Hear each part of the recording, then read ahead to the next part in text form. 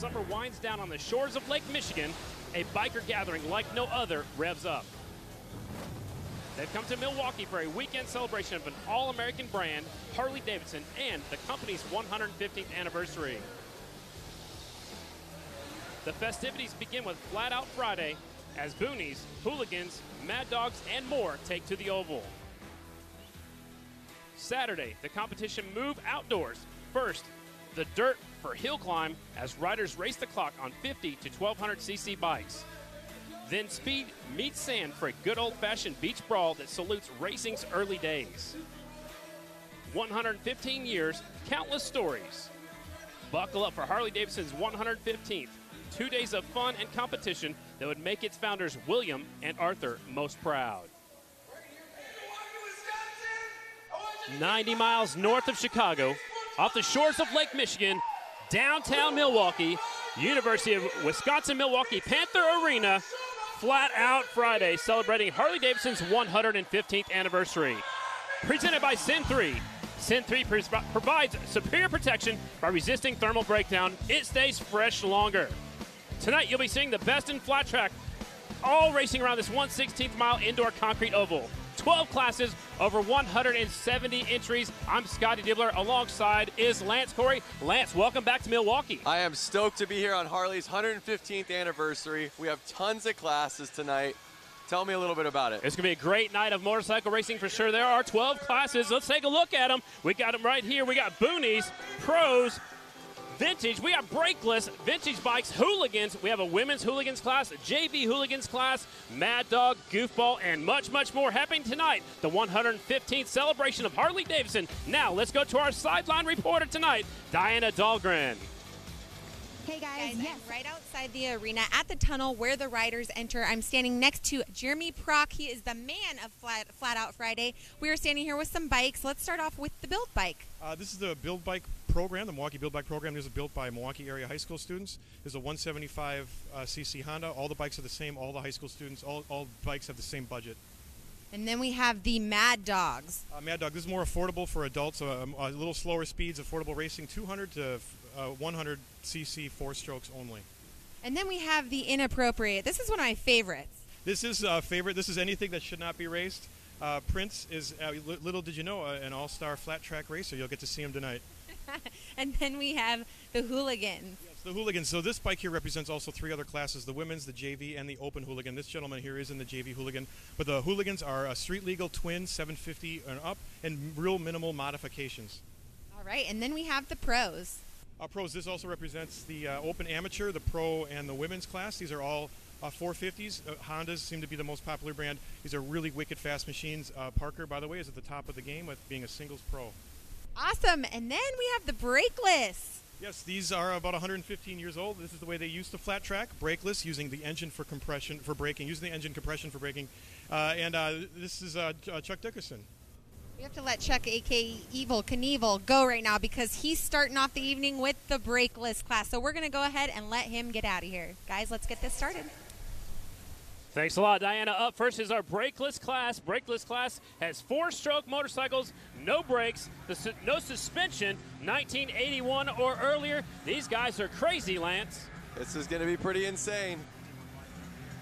So the brakeless class, this is how flat track racing started actually, is here comes the 78-year-old rider coming out. They started with no brakes, Lance. They believed if you had a brake, the riders would stop in front of you. You would actually run over the rider right in front of you. That's pretty funny, but the cool part is you're all in. Once you twist that throttle and you start going, you're committed. You can actually see these riders will drag their feet to slow themselves down when they pull up to that starting line. In motorcycle racing, we start from a dead stop right at the start. The bikes are running. They'll put them in gear and they'll drop the clutch. So take a look at our starting lineup. Number 49 is Kendall Lutchman. 26 is Chuck Dickinson. 618 Christopher Zelzinski. We'll see what that is. That's a tough one. Yeah, we'll see what that is. 996 Dan Slobodnik. With 15 is Scott Johnson. The 3X is Scott Jones, and the 311 is Warren Heyer. So I see a lot of Harley-Davidsons out there. Harley-Davidsons and one lone Honda. Actually, don't see Hondas in the brakeless class very often because back then, Honda wasn't even around yet when they would race flat track at the very beginning. That's very true. No suspension, no brakes, and some people say no brains in this class. I mean, it's a tough one.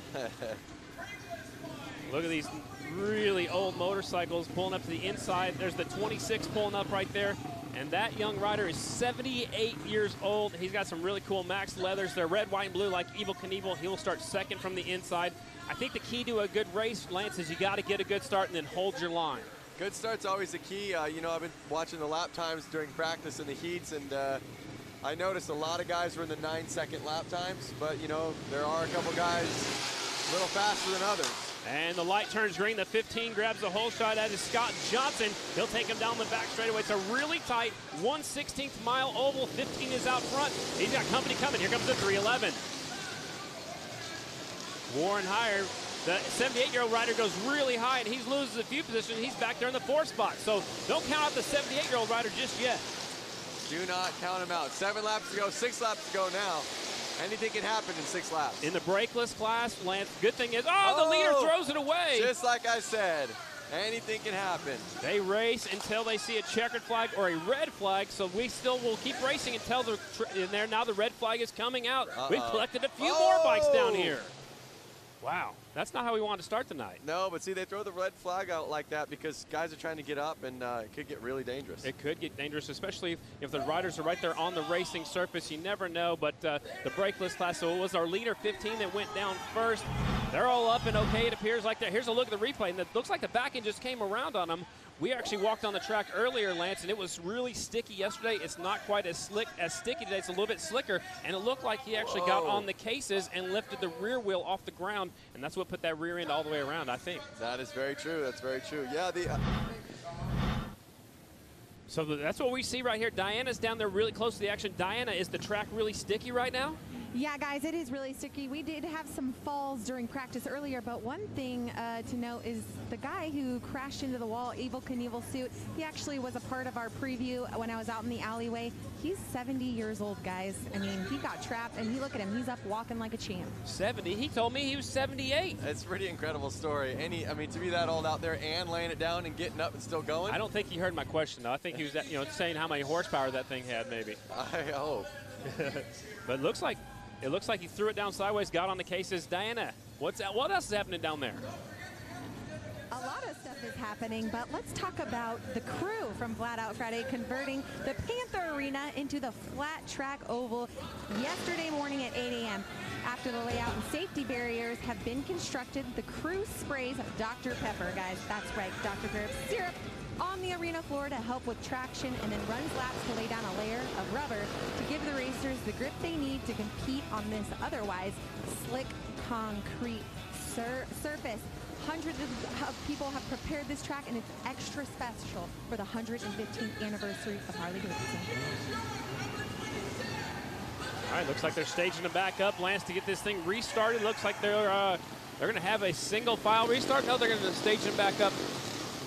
Complete restart is what we're hearing, so it can be a complete restart. Tough break for our early leader, but it's a good break for the 26 because now he'll be up there battling for the lead again. All these riders are going to make it into the main event, but the better you finish, the better starting spot you'll have in the main. So it's very important. Very true. And like I said, when there were 6 laps to go, anything can happen. And right there, you saw almost the craziest happen. They're restarting. It didn't matter if you were in the back or the front. Oh, wait a second. Look, they have a little bit of a... So they're staggering, yep. I guess, maybe according to how they were running. So it's a little bit different. They put the 26 on the back. Actually, no, because he was involved in the wreck. That's why he's going to the back. Okay, so that makes a little bit more sense. The 15 was the first bike that went down. He collected the other 2 riders. So we'll have a complete restart with all these riders going to the main. And what I'm hearing is they're only going to do 4 laps right now. Interesting. And they are off into the first corner. Got to get a good start and hang on to that low line. Look how low the rear air pressure is on that leader. It's the 311 out in front. That is Warren Heyer. Keeping the air pressure down. I'll keep it a little bit more traction on that shiny concrete. Oh! Leader throws it away going into turn number 3. Looks like he's trying to keep that motorcycle running. He pulled in the clutch. They will race until we see a red or a checkered. Lance out front now is the 618.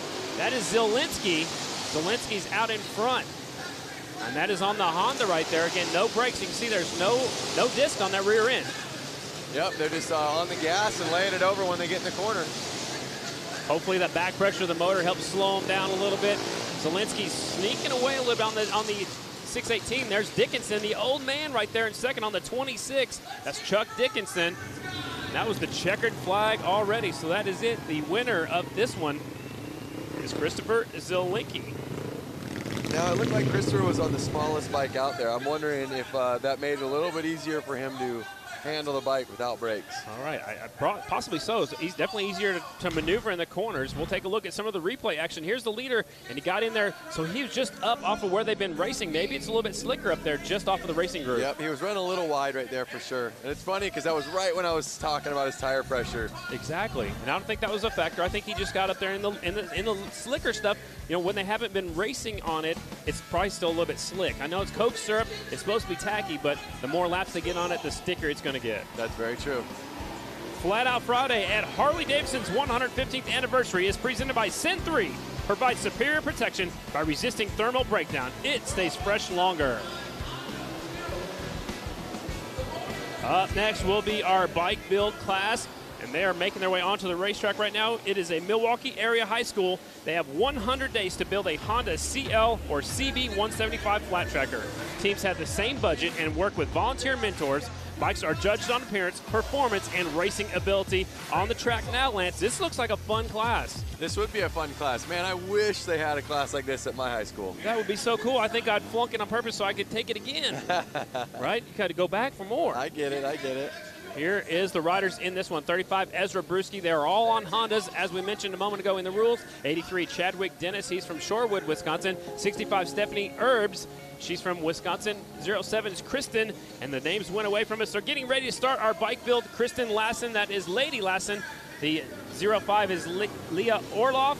65, Stephanie Erbs. 35, Ezra Brewski. The 11, Patrick Mishko, and they're off. 07, Brewski grabs the whole shot. This kid's a good racer, Lance. I followed him around a little bit in some of the amateur races, and he knows how to ride a motorcycle. Well, what do you know? You have a kid that knows how to ride and a kid that gets to build a bike in class. Man. Great opportunity. Living a dream for sure. He got a little bit sideways coming off the corners. When I talked to the riders earlier today, they said coming off wasn't so bad, but it was really slick going in. Yep, and that's what you noticed in the last race. Going into the corner is where he lost it. Absolutely. So Brewski's starting to sneak away just a little bit. Dennis right there in second on the 83 bike. That's Chadwick Dennis. He's from Shorewood, Wisconsin. Again, these are all Honda motorcycles that they build in class. There's your leader, Ezra. Looks like he's run into the corner a little bit wider, then squaring off right in the middle of the corner. He's getting into some lap traffic, and he goes around the 65 bike of Stephanie Erbs, and she is from Watawassa, Wisconsin, I believe. That's a mouthful right there. The one cool thing that I'm noticing on these bikes is you can tell the frames have been painted, the wheels have been painted. You can really tell they stripped these bikes down and really customized them. Kevin Clark just showed the field 2 laps to go, so he'll show the white flag this time by for the 35 bike, Ezra Brewski. Picking up the white flag, 1 more lap to go. Looks like that frame's probably even been powder coated or painted, just like you were talking about. 1 more lap rider right in his way. And the checkered flag is out for your leader and winner, 35 Ezra Brewski. Good job for him right there. Chadwick Dennis will settle for second on the number 85 or 83. Patrick Misha will finish in that 3rd spot. Man. Now, one thing you notice is as the leader, Ezra, was in the 9-second lap times. Wow, that's super fast. They went all the way back to 11-second lap times. So you can see there's about a 2-second difference between first and last place. Absolutely. That is the bike build class. We'll take a look at the results. Ezra Brewski again taking the win. Chadwick Dennis is second. Patrick Michaud is third. Kristen Lassen, that's Lady Lassen, is fourth. And Stephanie Erbs will qualify right there in that 5th spot. There's your bike build heat race. I wonder how many of their classmates that helped them build it are they're either in the stands or watching this live right now. I bet a bunch of them are. I bet that's pretty cool to see it all happening right here as part of 115th celebration of Harley-Davidson. This is the fun one. All right, this is your class that you want to sign up for when we were here in February. Yep. It's the Booney rules. It must be a pull start engine, a rigid frame, and a full AMA riding gear is mandatory. If you look, Lance, coming off that last corner, there's a jump right there, and it says get it on there. Some of the riders are going to take it. Some of them aren't. A little added feature in this class. That's awesome. They should have ran that jump all the way wide, so you had to get it. That would be kind of interesting. We might have a few more pileups. So what they do, Lance, every time they come out onto the racetrack, they will give them 2 laps to warm up their bikes and check out the track again, because some of these riders haven't been on there since earlier in practice. So they give them 2 laps every time they come to the racetrack, and they'll line them up at the starting line. Here's a look at your starting lineup. The 418's Mike Barney. 73, Travis Fryer. 01 is Brent Hankey. 75, Jacob McCutcheon. 66, Sam McKinley. And the 1777, we'll add some more sevens, Christopher Milowski. I like that. And as you notice, there's way more riders in this class. Heat 1 of 5. 5 qualifying heat races in this one, and they are off. It is the Booney class. Green flag is out. Booney class, top 2 from each heat race will make it to the main event. There will also be 2 semifinals. There are 25 total entries today, and the 01 is out front as Brent Hankey. Yep. Looks like they're teammates in the yellow, in the orange jerseys, my correction. And they have the same boots on too. So 01, 75, possibly teammates out there working on some strategy for later on in the main event. And again, the top 2 riders will transfer to the mains. Hankey out front. So I don't see anybody hitting the ramp right there. I think they need to push a little wide. I think they're getting away with not having to hit it. Skipping it a little bit. There goes one guy on the ramp. He's a lap down, but he's jumping. We got one rider down over here in turn number 2. Now one coming off of turn number 2. The leaders make it through safely. The yellow flag is out. Try to full start that motorcycle. There's your leader back around. Again, Lance, we don't stop until we see red or checkered. So we see waving yellow. It's all right. We keep racing. Just use a little bit of caution. Yes, that's right. Looks like they're having fun out there. Just saw Brett pop a wheelie. Yeah, he's having a good old time right there in that bike. He's going wet there by the hay There bales. he goes. Pulling a wheelie. Get some traction to that rear wheel. White flag is out. One more lap to go. Booney, heat race number 1. Hankey, second place goes over the jump. The 75 bike of McCutcheon takes the jump right there. Jacob McCutcheon. And here's your checkered flag and the win on the back wheel. 01. Brent Hankey. And he goes straight back to the pit area. He ran away with that one. I mean, right off the gate, he took off. And I'll see you guys later on. That was heat race number 1 of our Booney class. Man, there are 5 heat races. This one's a stacked deck for sure. Here's the results. We got Brent Hankey in number 1. Second place was Jacob. Third place was Travis Fryer. Fourth place was Mike Barney. Oh, we maybe have 2 fourths. I would say Christopher ended up with a 5th. Maybe they tied. Maybe they tied. Yeah, they might have tied. Because then Sam got 5th. All right, so they're fixing it as we go. They got the scoring and timing. There's a scoring loop as they go across the start-finish line, as he's going to do a little fine-tuning to his front end. Oh, no, he's heating up the tire. Yeah. All right, he's taking it serious. Heat race number 2 is coming up next right here. The Booney class. Well, maybe just cleaning off the tire. That's what he was doing. Yep. I thought he was coming up the next race, but he's cleaning that hay off the tire as he was one of the riders who got up into those hay bales. Oh, gotcha. Heat race number 2, it's the Booney class. Again, they get 2 laps to check out the track, warm up them tires a little bit. These are great big guys on little bitty motorcycles. The coolest thing about these races is these guys are on bikes that are probably in their sheds. These aren't professional. It's just awesome to see, you don't need to be a pro to get out here and race. Here's your starting line at 35, David Kilkenny. 315, Job Absinski. 24 is Alex Polson. 113, Mike Rasmussen. 62, Jeremy Seiler. And the 80 is Nick Whitwer. All these riders are from Wisconsin. I like that. Is that Doodlebug? Is that a hometown? Or, I mean, you never know with these boonies. These guys, Maybe that's what he calls his motorcycle. Exactly. Nicknames. I like it. Pulling back around to that starting line. They start from a dead stop. They should start from an engine off start. Yeah, pull start it and go. Man, some of them might be there a little bit longer than others. So there are 5 heat races here in the Booney class. We'll take the top 2 from each heat directly to the main event. If you don't finish in the top 2, you come back in one of 2 semifinals, and we'll take the winner of each semi to the main event. So this is one of our biggest classes, and they're off there using their feet to get going. Oh. One of them went over backwards. They kind of use your feet. I mean, those little tiny engines barely can power a lawnmower. Yeah, I like some of them were stand-up. Oh, there goes second place, hitting the jump over there. Taking the inside line, taking the lead. I love it. Notice how much bigger his wheels are than his competitor right there. Is that good or bad? I don't know. I'm thinking big wheels are better. More momentum, more track surface. I don't know. So out in front now, it's David Kilkenny.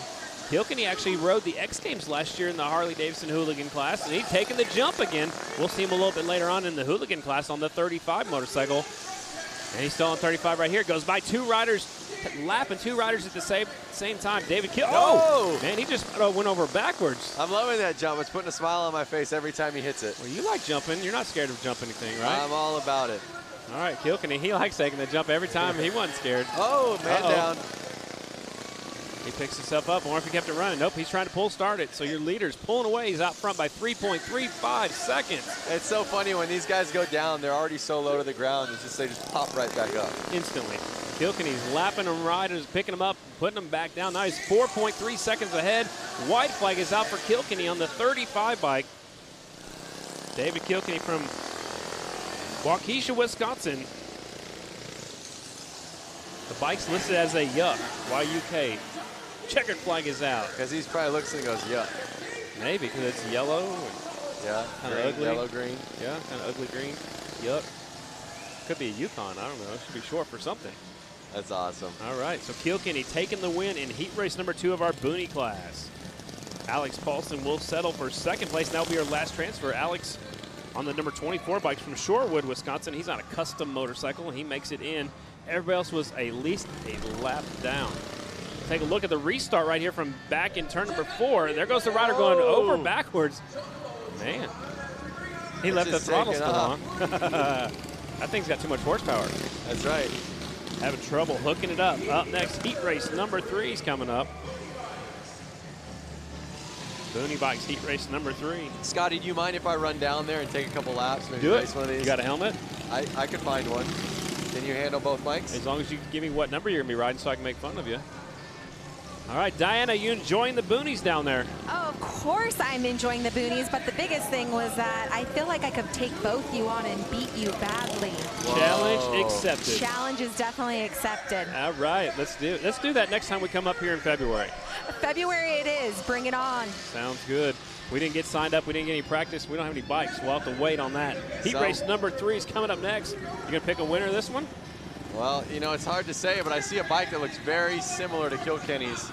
Are they friends? Is that Kilkenny's bike? Do they ride together? I don't know. I don't know. Could be. So heat race number 3, the 777 is David Mascari.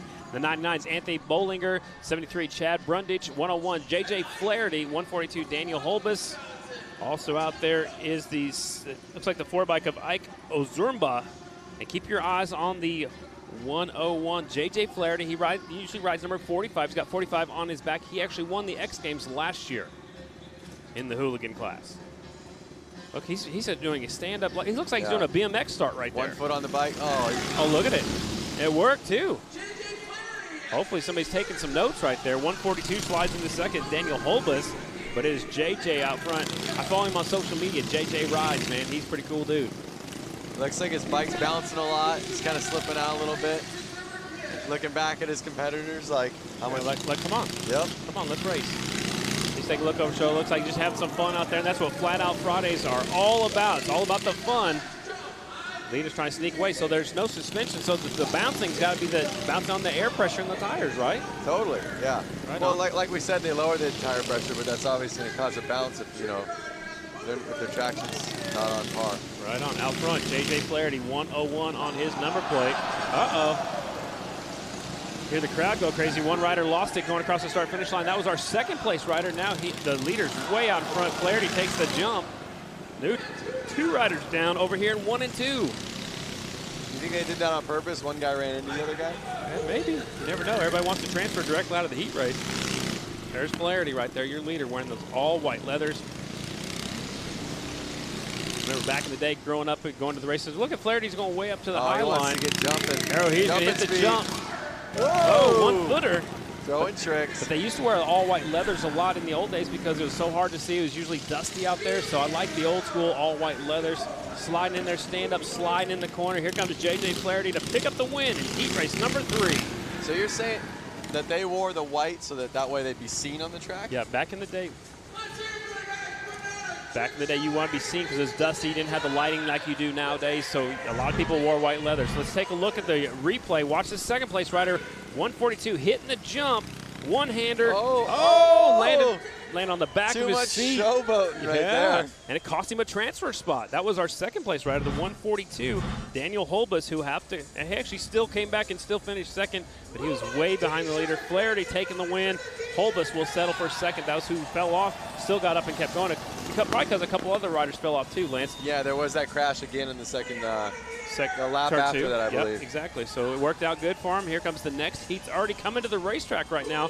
Again, Boonies, there are 5 qualifying heat races with a top 2 to the main event.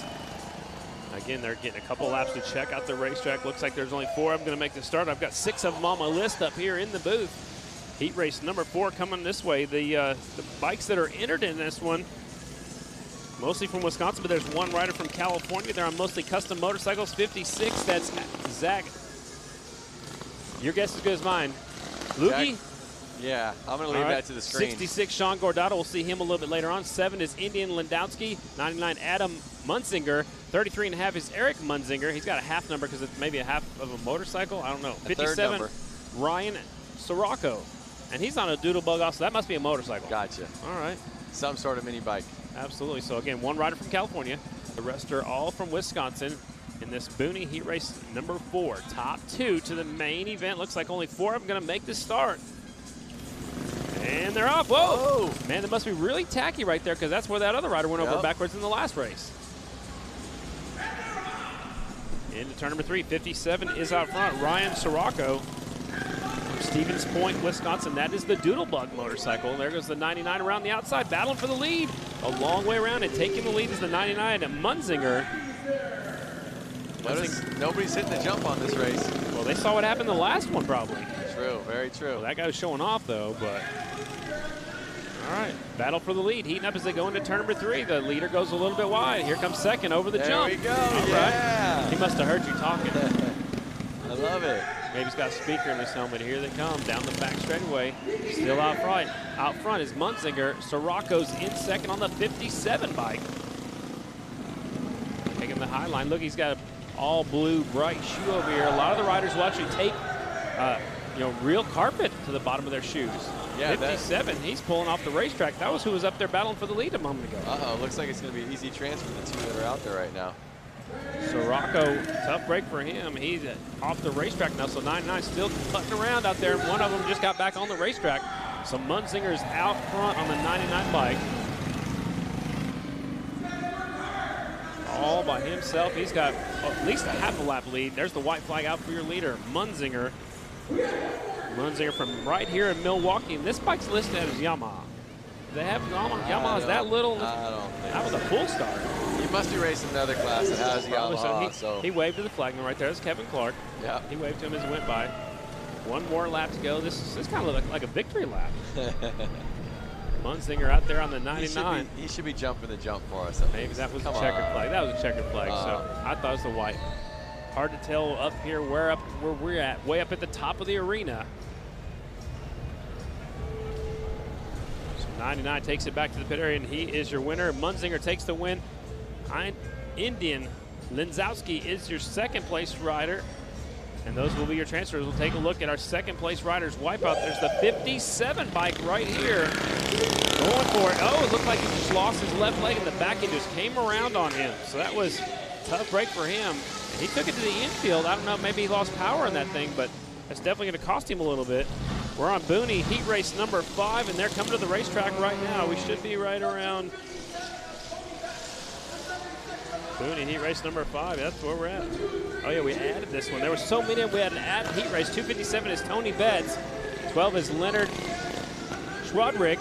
We'll go with that. 323 is John Mailander. 13 is Ben McGinley. 76, Oliver Peck. And the 30 is Jason Warnke. Most of these riders are from Wisconsin. A couple of them didn't want to give their hometown. Maybe they're not supposed to be out here racing. I don't know. Top secret stuff. Here they come pulling up to the line. 5th and final heat race of the Boonies. Pro motorcycles are coming up next, ladies and gentlemen. Light turns green, 257 with the hole shot. He's got company on the inside. Look at that white motorcycle. 76 taking the lead. That's got a big old gas tank. I like it. Looks comfy too, like a nice big padded seat. He's leaving his foot down out there. It's Peck out front, but he slips wide. New rider taking over the lead over the jump. 257. The jump cost him a little bit of time right there. Battle for the lead.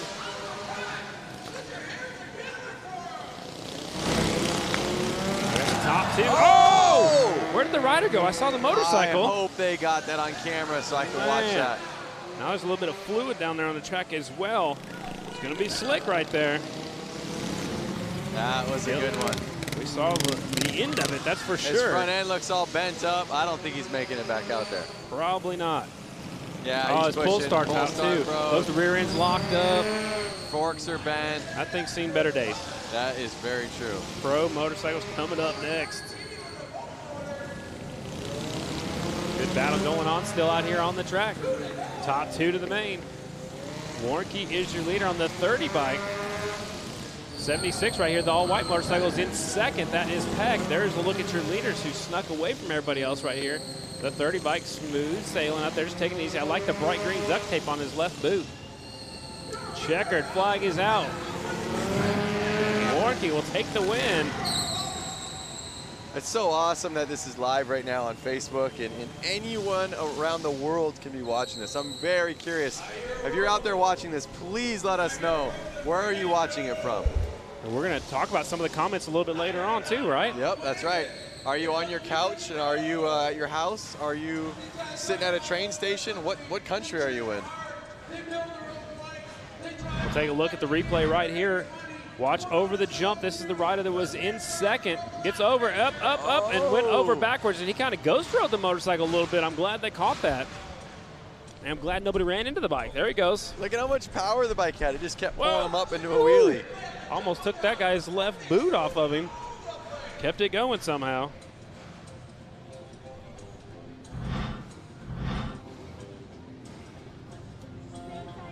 So awesome. I just asked people where they're watching it from. I'm getting a lot of places: Colorado, Ohio, Jerry Kirtley out of Chattanooga, Tennessee. I've had the chance of riding a Harley in Chattanooga. It was awesome. David's out of Texas at his kitchen table. Coming up next is our pro heat race action. We don't have a lot of pros signed up because Flat Out Friday is mostly about the amateurs. The pro class rules: 19-inch AMA dirt track tires, no slicks are allowed. You also have to be licensed from a national governing body. That could be American Flat Track, could be the Ice Racing Flat Track Series, any governing body. If you have a pro license with them, you can race pro with us. So your starting lineup looks like this. 48, Cole Feely on a Honda from Stanchville, Minnesota. 25, Shake Knuth on a Suzuki. 57, Parker Lang. 222, Jeremy Orr. 28, Svensson. And they're getting set to go. Pro heat race. Into turn number 1 they go. You got to get a good start. It's a 57 out front. Parker Lang, he's from Wisconsin rider. He runs on the Grand National Circuit that I announce on a weekly basis. Lang out in front. There's Jeremy Orr, the 222, sneaking a peek on the inside. Check out these bikes. They have so much power with such a short track. You know, by the time they get on it, they're already laying it back down for the next corner. You barely have time to pick that left foot up and then get on the foot peg, and then you're putting it right back down. Yep. Parker Lang out in front. He's holding off a hard charge, and Jeremy Orr sticks it in deep and takes the lead. These guys need to jump out there right now. Yeah, that'd be awesome. I don't know if anybody take it unless they put it all the way across. Yep. Jeremy Orr out in front, the 222. Showing the way. 57 of Parker Lang right now in second.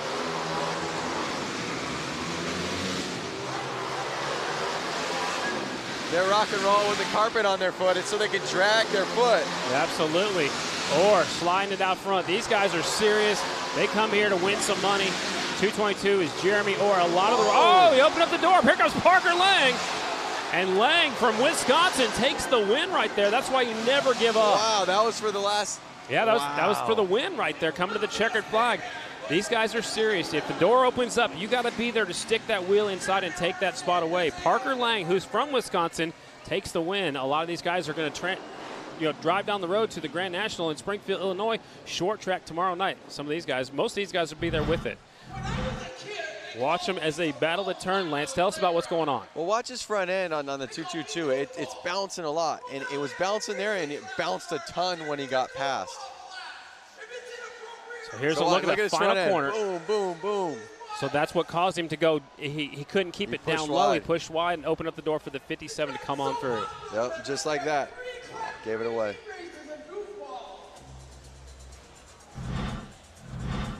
Parker Lang, took it home for the win. Flat Out Friday at Harley-Davidson's 115th anniversary is presented by Sin 3. Provides superior protection by resisting thermal breakdown. It stays fresh longer.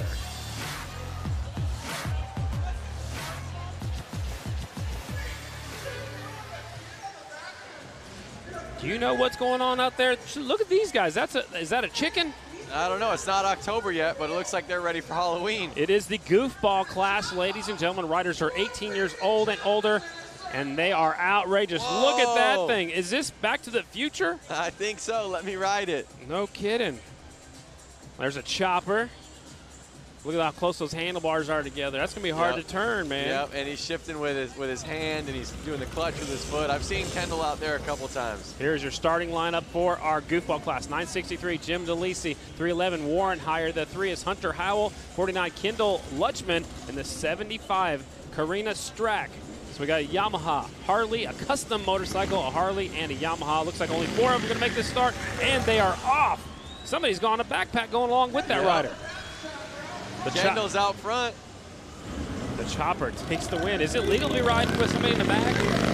Like in the backpack? Remember, this is the goofball class. There's no rules. Okay. As long as they got a good seat, maybe they got a camera on there too. 49, your leader on the chopper, Kendall Lutchman. Oh, he slips wide. Notice him laying it over so hard that his clutch is actually scraping on the ground sometimes. Wow.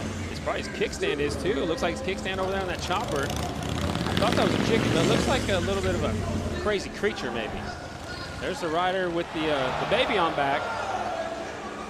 Oh, the chopper went down. The 49 bike throwing it away. Hopefully we got that out. Like I said, I think he was laying it down so far that the clutch actually picked up his rear wheel on him. Made the rear wheel light and come around on him. So the monster right here, the 963, is out in front. That is the Liesel. Jim DeLisle. Delisle. I don't know. Delisle, bro. We'll go with Delisle. 963. Choppers in the infield. Out of the goofball class, ladies and gentlemen. We have to take the top 4 riders to the main event. So there's 3 heats. 4 riders will go directly to the main event. Kevin Clark will show them the white flag. 1 more lap to go. Chopper's trying to get fired up. The Liesel out in front, 963, and there will be the checkered flag. There's your winner. How does he even see through that helmet? I don't know. Oh, look at this. Look at that. Oh! Man, it's the first time we got to look at the 3 bike. Hunter Howell. I think he's got some lean to it a little bit. He's sitting in a little bit side saddle. Is that the Abominable Snowman? I don't know what it is. Whatever it is, that's your heat race winner. That thing's name is Jim. Jim DeLisle taking the win. Hunter Howell will be second. Karina Strack is third. And Kendall Lutchman will be fourth. And we'll take 4 up to the main event. So what you see is what you're going to get out of heat race number 1. Taking a look at the replay right here. This is the battle for the lead. The 49 sneaking up the inside. See the sparks? Dragging the cases. Yep. You called it, Lance. He was dragging the cases, possibly even his shifter lever. Yep, I saw that right in first corner. You just saw his clutch scraping, and if he picked up any more momentum, there was no way of holding on. All right, heat race number 2 of our goofball class. We have number 15, Scott Johnson. The 73 is Travis Fryer. 12 bike, Adam Zeller. The 707, Marco Lazervik. And the 12, Adam Zeller. So we got a custom bike, the Yamaha, 2 Harleys, and another Yamaha out there. We'll take the top 4 to the main. This guy's got some spikes sticking out of his shoulder pads out here. That guy's got a horn sticking on the front of the 73 bike. Is that a unicorn? I'm not sure, but there's a police officer going to the donut shop. All right. He'll be the first one there. He'll pull up to the inside. That looks like a full-on street legal bike that police officer's on. I don't know. He's not going to be able to lay it down very far either. Light turns green and they're off. Was that a banana? And what do you say? The police officer's in the lead already. All right, out in front, the police officer's going to lead him off turn 4. 707 on the number plate. Marco Lazervik.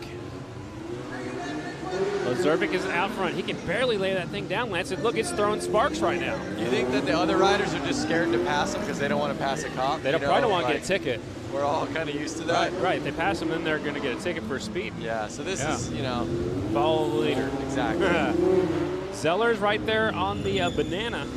The 12 bike is Zeller. That's Adam Zeller from right here in Milwaukee. That's a Yamaha in second. He goes wide. The banana goes wide just to keep from running over the leader. Oh, one rider's down. Looks like a Mad Max is down. Losing parts. Yard sale. Absolutely. Yard sale on the back straightaway. There's your leader back around. Oh, lights are on. Oh, he's in hot pursuit of somebody. He's unhappy. He must have got a call from the police station. That's a Harley-Davidson. Zervik out in front. I wonder how many officers right now are watching this on the live feed. Getting a little chuckle at it, almost wishing they were out there. Oh, second place got into the backside of the leader and went down. Look at him. He said, not so fast. You messed with the law. The law won right there. Yep. Oh, he's got his sirens on now. His lights and his sirens. Lazurvik out in front, 7:07 on the number plate. There he is, across the finish line and will take the win. He's got his police sunglasses on, red, white, and blue gloves. Second place is Johnson on the 15 bike. The Banana still got up and got going. He crosses the finish line right there. Zeller. Somebody's doing a burnout on the back straightaway. That's Mad Max. 73, Travis Fryer. That's a Yamaha. That's a unicorn. I like it. It's a unicorn Yamaha, and he will make the transfer spot. He'll get fourth. We'll take a look at the replay right here. So the cop is coming in on our left side, going to 3. Here comes the Banana, getting in a little too hot. And the cop just shut the door on the leader. Here's another look at it. He gets right there into the saddlebags. Wow. Man, he's trying to take the cop out, I think. A for effort, but look at that cop. Way too confident. He said, not so fast. Yep. Look at the Banana in his gun holster. Oh, boy. They must be friends. Up next, heat race number 3 of the same class. It's the Goofballs. Top 4 to the main event. 777 Alejandro Garrido from Palm Bay, Florida, all the way from Florida to race in this goofball class. The 72 is Ronnie Zastro. 17, August Zaraski. 13 is Leonard Surdwick. And the 322 is Brian Martins. This is our goofball heat race number 3. 3 heat races of this class. They will all, top 4 will go to the main event. Look at this guy. Look at that guy. He's got a bodybuilder suit on. He's got his afro out there. Looks like he's in a rock band. Maybe he's performing later at the museum. I actually signed that road glide right there. It was out at the museum getting autographed. Yep. There they go. Uh-oh. Look at that. It's Prince grabbing the whole shot. Looks like Prince. We're from right here in Minneapolis, where Prince was from. He's got his guitar on the back. He's going with the Purple Rain theme right there. His 72 out front is Zastro. Uh-oh. Look at him backing it in. He's having some fun. I like him. He takes a look over his shoulder. And now he's catching up to the green bike over here that's having trouble on turn number 2. It's a 17 bike. Zaraski is having some problems. Uh-oh. Tires locked up. They're pulling it off the track. That's not good. You know what? He's still going to make a transfer because he's still credited right now for being in 4th. 72. I like that bike. It's pretty smooth on the throttle, you know? Yeah. Not lighting up the rear tire. He's caught up to the back of that motorcycle you signed yesterday. Yeah, I mean, that was at the museum yesterday, and he was letting anyone that wanted to come up and sign his Harley. That's so cool. He said it's just for memories. Leader went a little bit wide. 2 laps to go for your leader. There's the muscle guy. Yep. With his wig on. Maybe he's a rock star. I'm not sure. Oh, he's got a wrestling mask on. Uh-oh. He's serious. Oh! Popping the front end up, getting excited. 1 lap to go, though. Showing off a little bit. Don't showboat too much. We saw what happened earlier. Yep. Here comes your checkered flag for your winner, Whoa. 72. Nice. He had a lot of control of that goofball bike right there. I like it. 4 riders will make it into the main event here in the goofball class.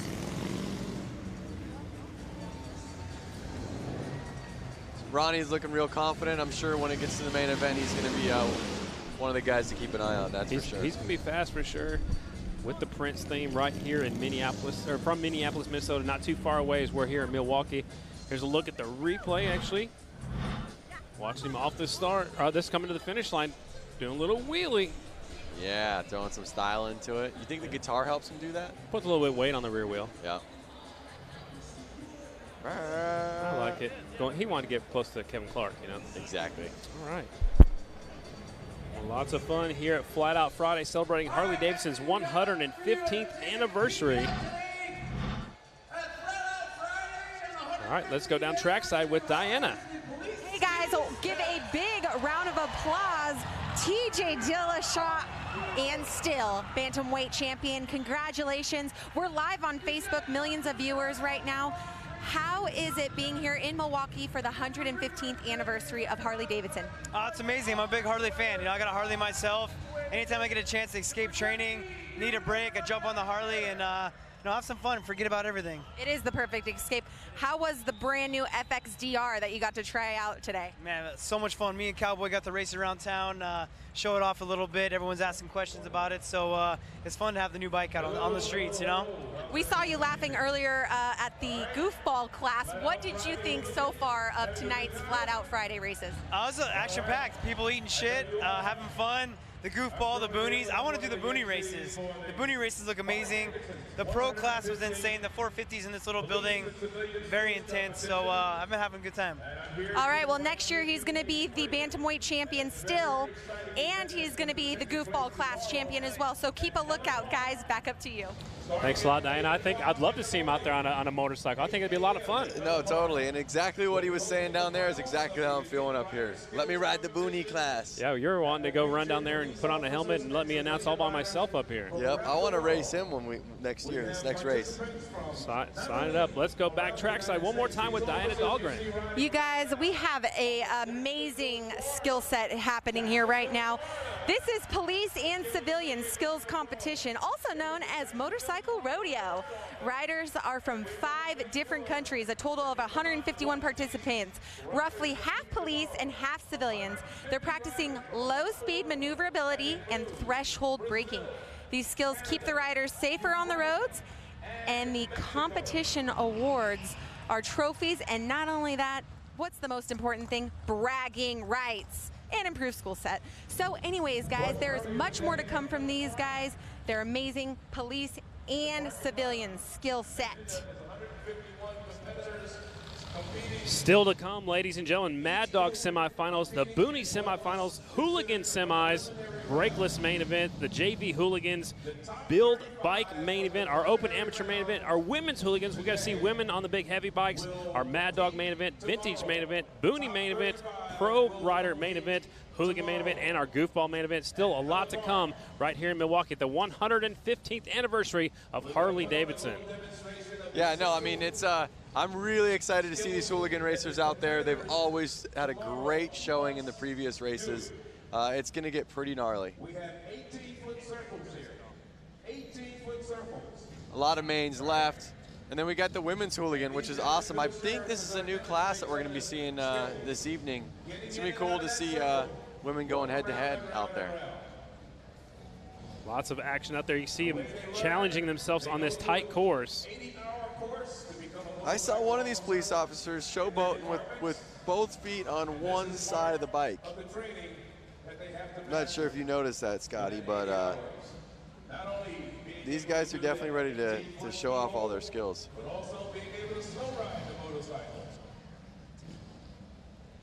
Let's hear from Diana and hear exactly what else is coming up this weekend besides the event here tonight. Harley-Davidson 115th anniversary is here, and we're getting it started tonight with the Flat Out Friday races. Tomorrow at noon Eastern, we will be 30 miles north in Slinger, Wisconsin for the Harley-Davidson Hill Climb. 5 classes of bikes compete at Little Switzerland Ski Resort, where they have created not 1, but 2 hill courses to climb. The front side with multiple jumps and a mogul field to maneuver. Then the riders move to the back side of the hill for the 35-degree angled second run to really challenge their climbing skills. Again, that starts at noon Eastern here on Facebook Live. But we're not done there. What would Labor Day weekend be without a trip to the beach? I'm talking about Bradford Beach. Harley-Davidson has spent the last week turning this popular Milwaukee beach into a racetrack for the finale of our weekend celebration. 6 classes, including the Trog 45, Brakeless, Vintage Sportster, and Hooligan, will compete on this quarter-mile oval track on the shores of Lake Michigan. The Bradford Beach Brawl starts at 6 p.m. Eastern here on Facebook. A great weekend celebration, and we are bringing it all to you here on Harley-Davidson Facebook Live channel.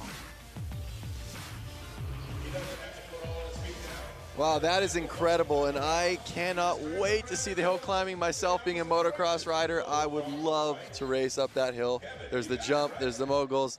some stuff that I look like I'd have a lot of fun on. Then I would love to be on the beach tomorrow afternoon because it's going to be a lot of fun too. So the journey, both literally and figuratively, have been one wild ride for Jason Rogers. The 33-year-old Alabama native has only been competing for 2 years. He drives from race to race in a one-time juvenile corrections vehicle, but what really drives Jason is a passion for riding. Every rider has a story. This one's just mine. 12-hour drive. I'm a journeyman electrician by trade, Wisconsin bound for the Harley-Davidson 115. Don't really have a lot of time to maintain a full-time job and travel the country, so I do odds and end jobs. Gonna go race some motorcycles. In the past 2 months, I've put 10,000 miles on my van, traveling around racing. We left Alabama yesterday at 3 o'clock, drove all the way through, made it here about 4 a.m. this morning, got a couple hours of sleep. Back here in the back, that's where I haul my bike. Up front, that's the cockpit / living room / kitchen. Doesn't have much. Got a spot up in the front where I can sleep. Got some solar panels on top so I can take my power with me and stuff, kind of live off the grid. It does have air conditioning, so kind of walking in high cotton with that. The van actually has more miles. Scarlett has more rough miles put on her. Scarlett, that's my girl. She's a 96 Sportster. It's a great bike. Somebody else, you know, it's probably just a couple $1,000 bike, you know, but to me, it's priceless. You're just looking for that perfect ride. Just really love riding motorcycles. I love everything about it. Not just the racing, getting out, just riding bar to bar down the road. That's the one thing that makes me happy. My cheeks are sore a lot of times after a race from grinning because it's fun. There's no paycheck off of this. There's no money out of it. You know, we go home broke. All the things the 12-year-old me ever wanted to do, I'm getting to do as a grown man. So it's pretty awesome.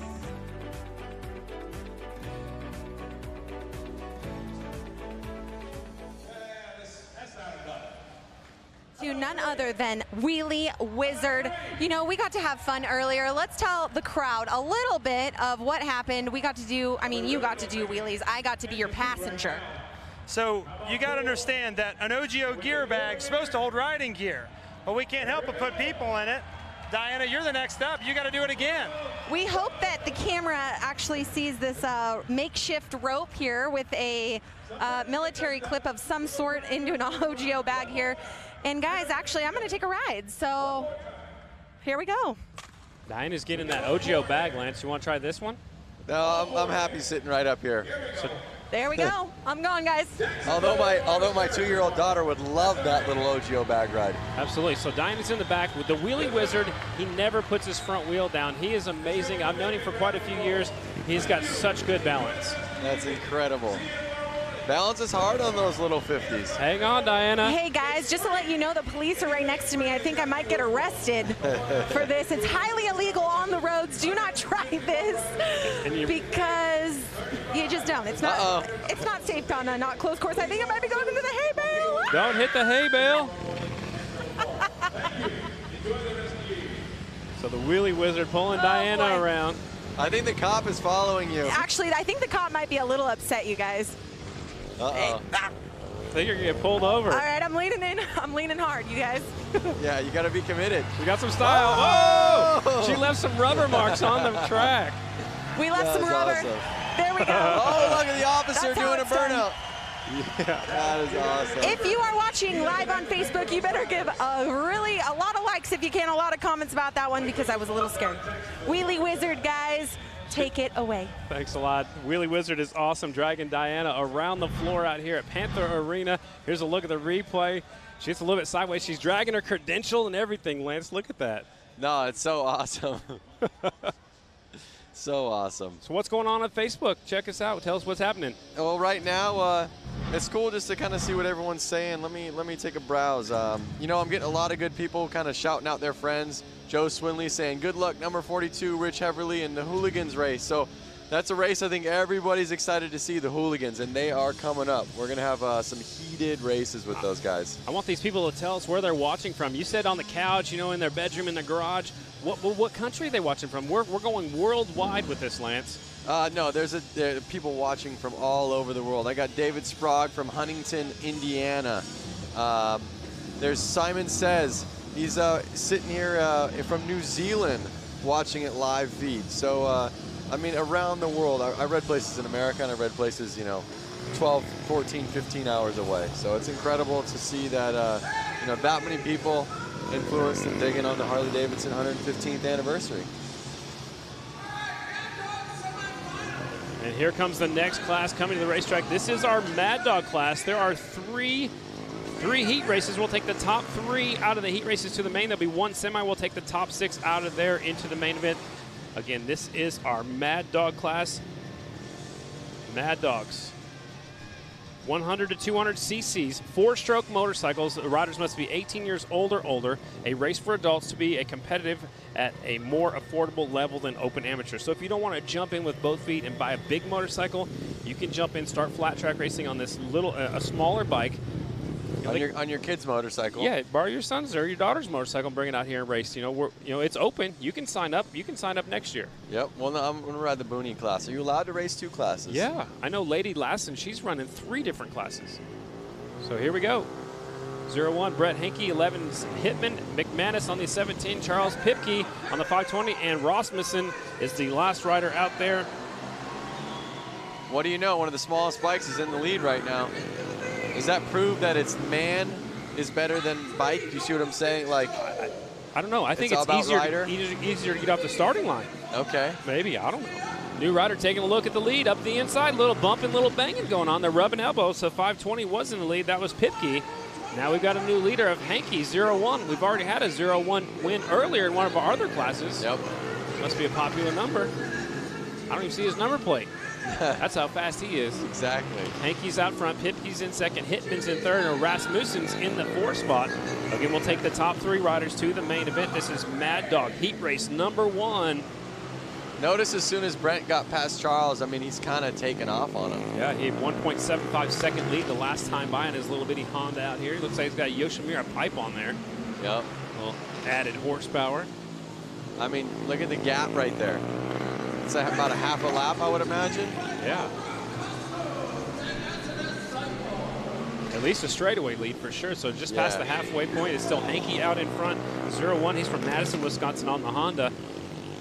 And they're on their last lap right now, so it's looking pretty good for Brett. Yeah, I think he's got it in the back, keeping on 2 wheels. He'll put her in the main event. There's your winner. On the back wheel across the start-finish line, 0-1 will take the win. That is Brent Henke from Madison. Took him just a moment to get that pass, but that could possibly be our move of the race. Yep. We're going to have a move of the race winner coming up later on tonight. That is the Sin 3 Slick move of the race. He's taking off running. He must be coming up in another class. He's going back to get in line. Yep. Here's a look at the results. Brett Henke taking the win. Second is Charles Pipke. Third is Zach Hitman. Those are your transfers. The other 2 riders will have to go back to a semifinal a little bit later on. As heat race number 2 pulls to the line just like a few minutes ago. Slick move of the race. That was the Sin 3 Slick move of the race. That might be it for the, it's definitely going to be it for this race for sure. The Sin 3 Slick move of the race. Nice up the inside, taking the premier spot away from that second place and sliding that rider back to second. Yep. And then he just took off from there. I was told we had 3 heats of Mad Dogs, but looks like they're bringing out our next class already. Open Amateur. The Open Amateur rider's already coming out. Get this situated here in a second. 89X Robert Blasky, 73 is Chad Canton, 84 is Ederman, 01 is Henke. He just went out there again. 707 is Lazurvik, 17L is Orloff, 19 is Schwenker, 28 Ethan White, and the 240 Jeff Wick. Here we go. Open Amateurs. Now you notice one of the bikes out there has supermoto wheels on it, a little bit smaller, and then the other bikes have motocross wheels on it. Okay, so this is actually an Open Amateur semi-final. So we ran heat races in this class earlier today. This is your semi-final. We'll take the top 3 to the main event. There are 2 semis in this Open Amateur class. getting set to go. Look how many they're putting on that starting line, Lance. That's going to be like a motocross style gate. Look how tight they are. Totally. There's going to be some banging, some elbow banging right here, bar banging. I think guys are going to get into it with each other. Should be a fun one. Open amateur class getting set to go. Riders 12 years old have to be on a 250cc or smaller, 14 years old and older on a 450. Adult frame bike with no hooligans, mostly the up-and-coming riders in flat track. And they are off of the first corner, down the back straight, actually the second corner. They're side by side for the lead. Jeff Wick kind of lose a little traction and fall behind right there. Eric White is out front. There's no number plates on there, but we are using transponders, so it's 28 is your leader. 240 of Wick right there in second. Are they catching up to lap traffic already? Already, yeah. But remember, they had a staggered gate, so there was a couple guys on the second gate. They were already a little bit behind. It looked like there was actually a fall off, too, in that first corner, so they got up there actually right in front of the leader. So the leader's in the black leathers with the white helmet. He's caught to the back of the pack right now. Halfway flags are out. Semi-final number 1 of our open amateur class. Notice Jeff Wick is not letting Ethan White get away from him. Man. They're both riding a little sloppy. I think it's slick out there. So, you know, Jeff Wick's having to keep an eye on White, making sure that, you know, they don't run into each other. 2 laps to go. It's between White and Wick right now. We'll take the top 3 to the main event. Third place riders coming on through also. Here they come. White flag coming out. There's the white flag. Wick's got to get on the inside and push him wide. I think the leader, or the flagman, forgot who the leader was. It's the black guy, the black leathers right here. So according to our timing and scoring, White taking the win on the 28 bike. Yep. Wick will take second, but they haven't seen the checkered flag yet because they kind of missed each other right there. So there he goes across the finish line. On the back wheel, showing off a little bit and having some fun out here at Flat Out Friday. That's right. I would be too.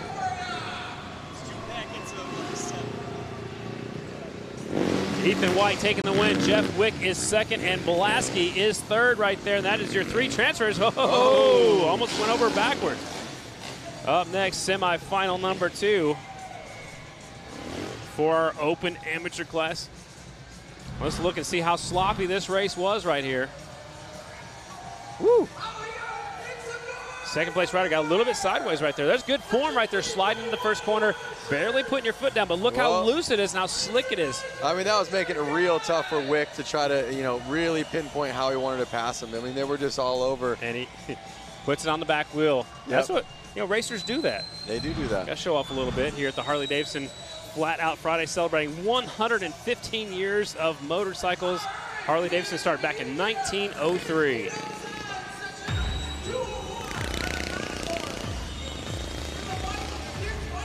Tonight's broadcast is presented by Sin 3. Presented by Sin 3, real, pure, genuine synthetic.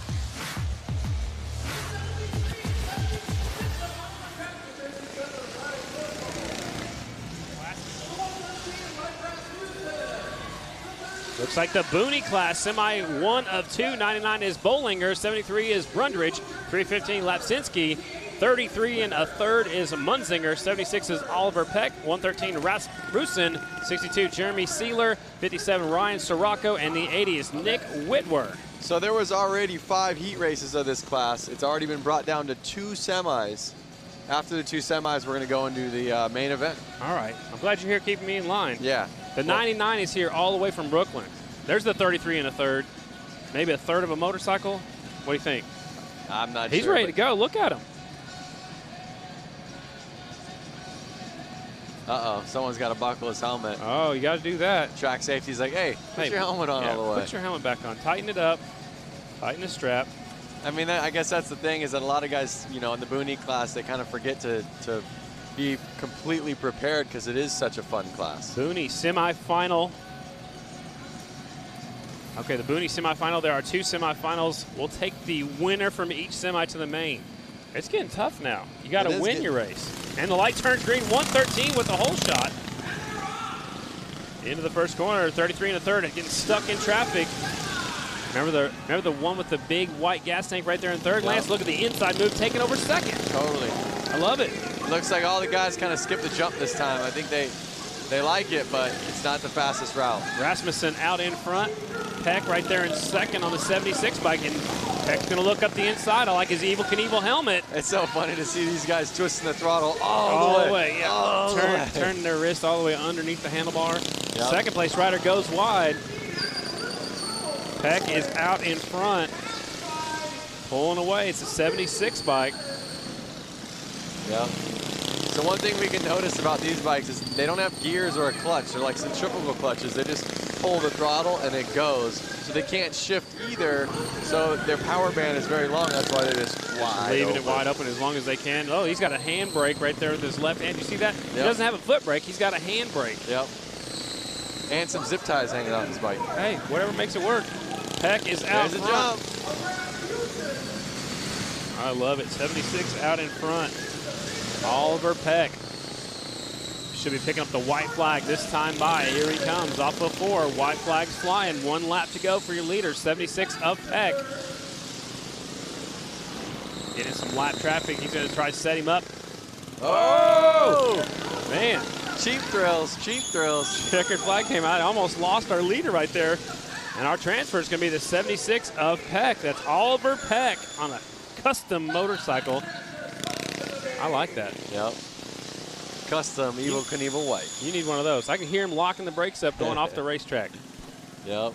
Reaching down, turn the motorcycle off. They have to walk them through the hallways here. That's part of the rule book. So here's a look at the last lap, last corner on the replay right here. Get into the, Whoa, man. That almost was. That could have been a high side. Yeah, it was and almost you don't want to night-night. do that.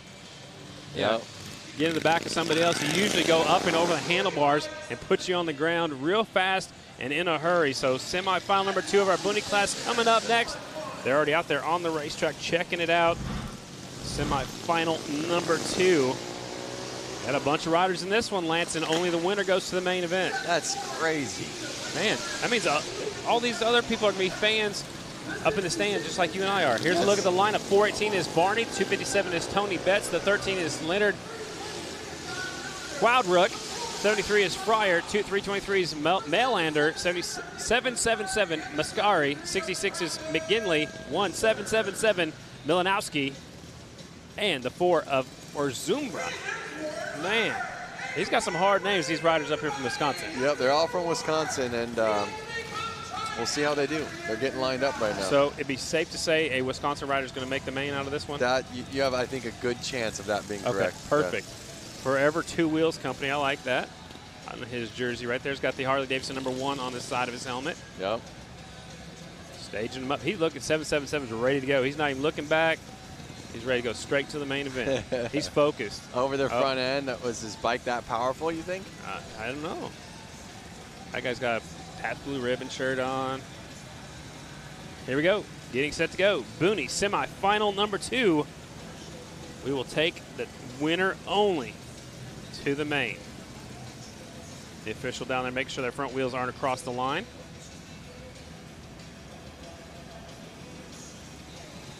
Got him staged up, ready to go. Booney, semifinal number 2. Watch for the green light. And like you said, Lance, there's no clutches, so you got to just twist that throttle and let it pull into the corner. Number 73's, number plate's bigger than his wheels. It sure is. Could be a little bit of a wind drag, maybe. All right. And they're off. Into turn number 3. It's the red, white, and blue jersey out in front. That's the Forever Two Wheels we were zoomed in on earlier with that number 1 on the side of his helmet. Out in front, Mascari is leading the way. 777's not even lifting up his left leg, keeping it out there for whatever he feels safe about. Looks like he likes to ride motocross. He's got it way up to the front. In flat track lines, we try to keep it right beside us on the side of us, but these bikes are so small, I don't think it matters as much. Yep. Yeah, you almost can't keep it to the side of you because your foot's already too close to the ground. There's no way, right? Out in front, Mascari trying to pull away. Fryer's trying to keep him in check. Or Zumba right there in third, trying to hang on to the leaders. Halfway flags are already out, Lance. It doesn't take very long to put down some quick laps out here. No, it doesn't. I mean, they're putting 10-second lap times down, I believe.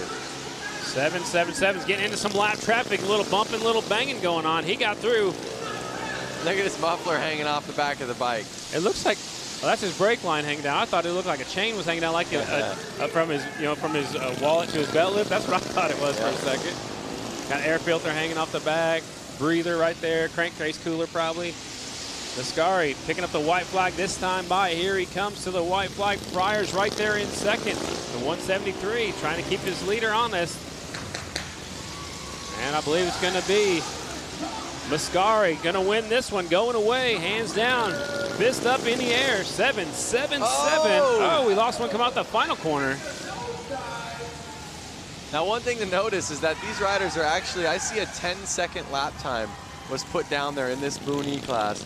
And some of the other fast races were only putting 9-second lap times out there. So their pace isn't that far off of the other riders we've seen. Looking pretty good to me. So they'll go back and regroup. We'll see the winner in the main event.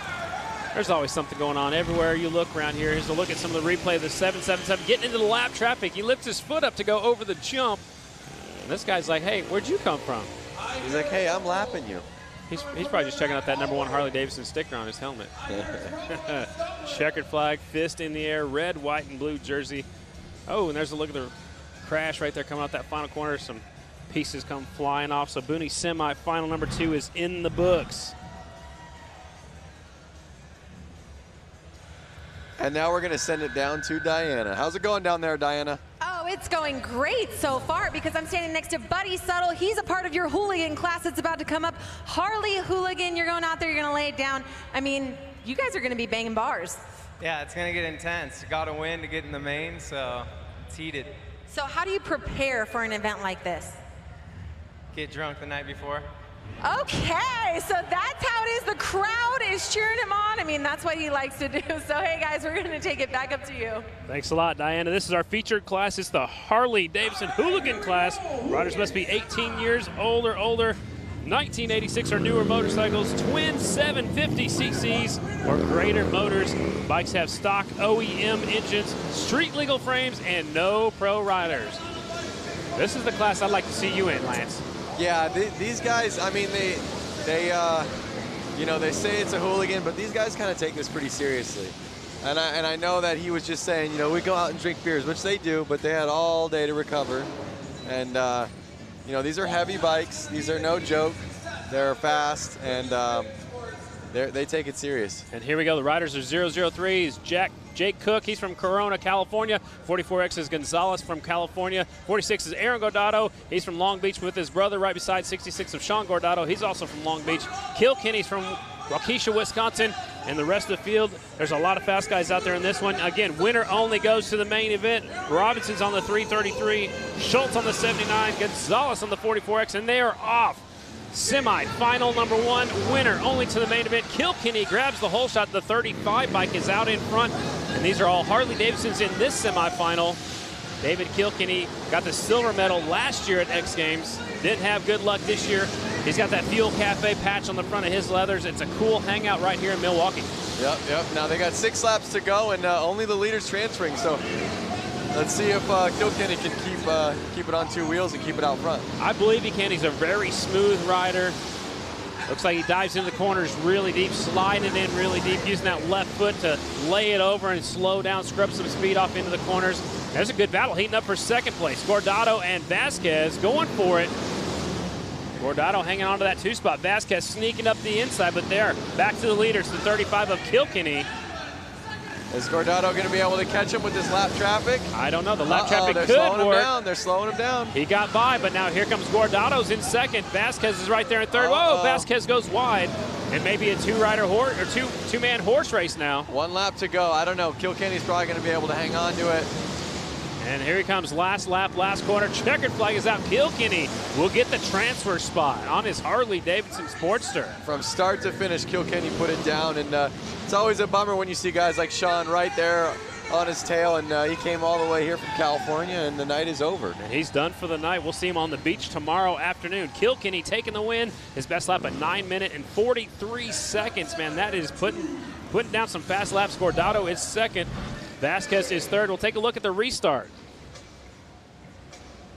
I mean, just right off the get-go, he got in the front, and the track was wide open, and he was able to put down the fastest lap, stay smooth, and stay on 2 wheels. Absolutely. There's the checkered flag. So is Kilkenny. Tough break for those riders from California, coming up just a little bit short. Their night ends early. Now, remember, like I said, Kilkenny had a 9-second lap time.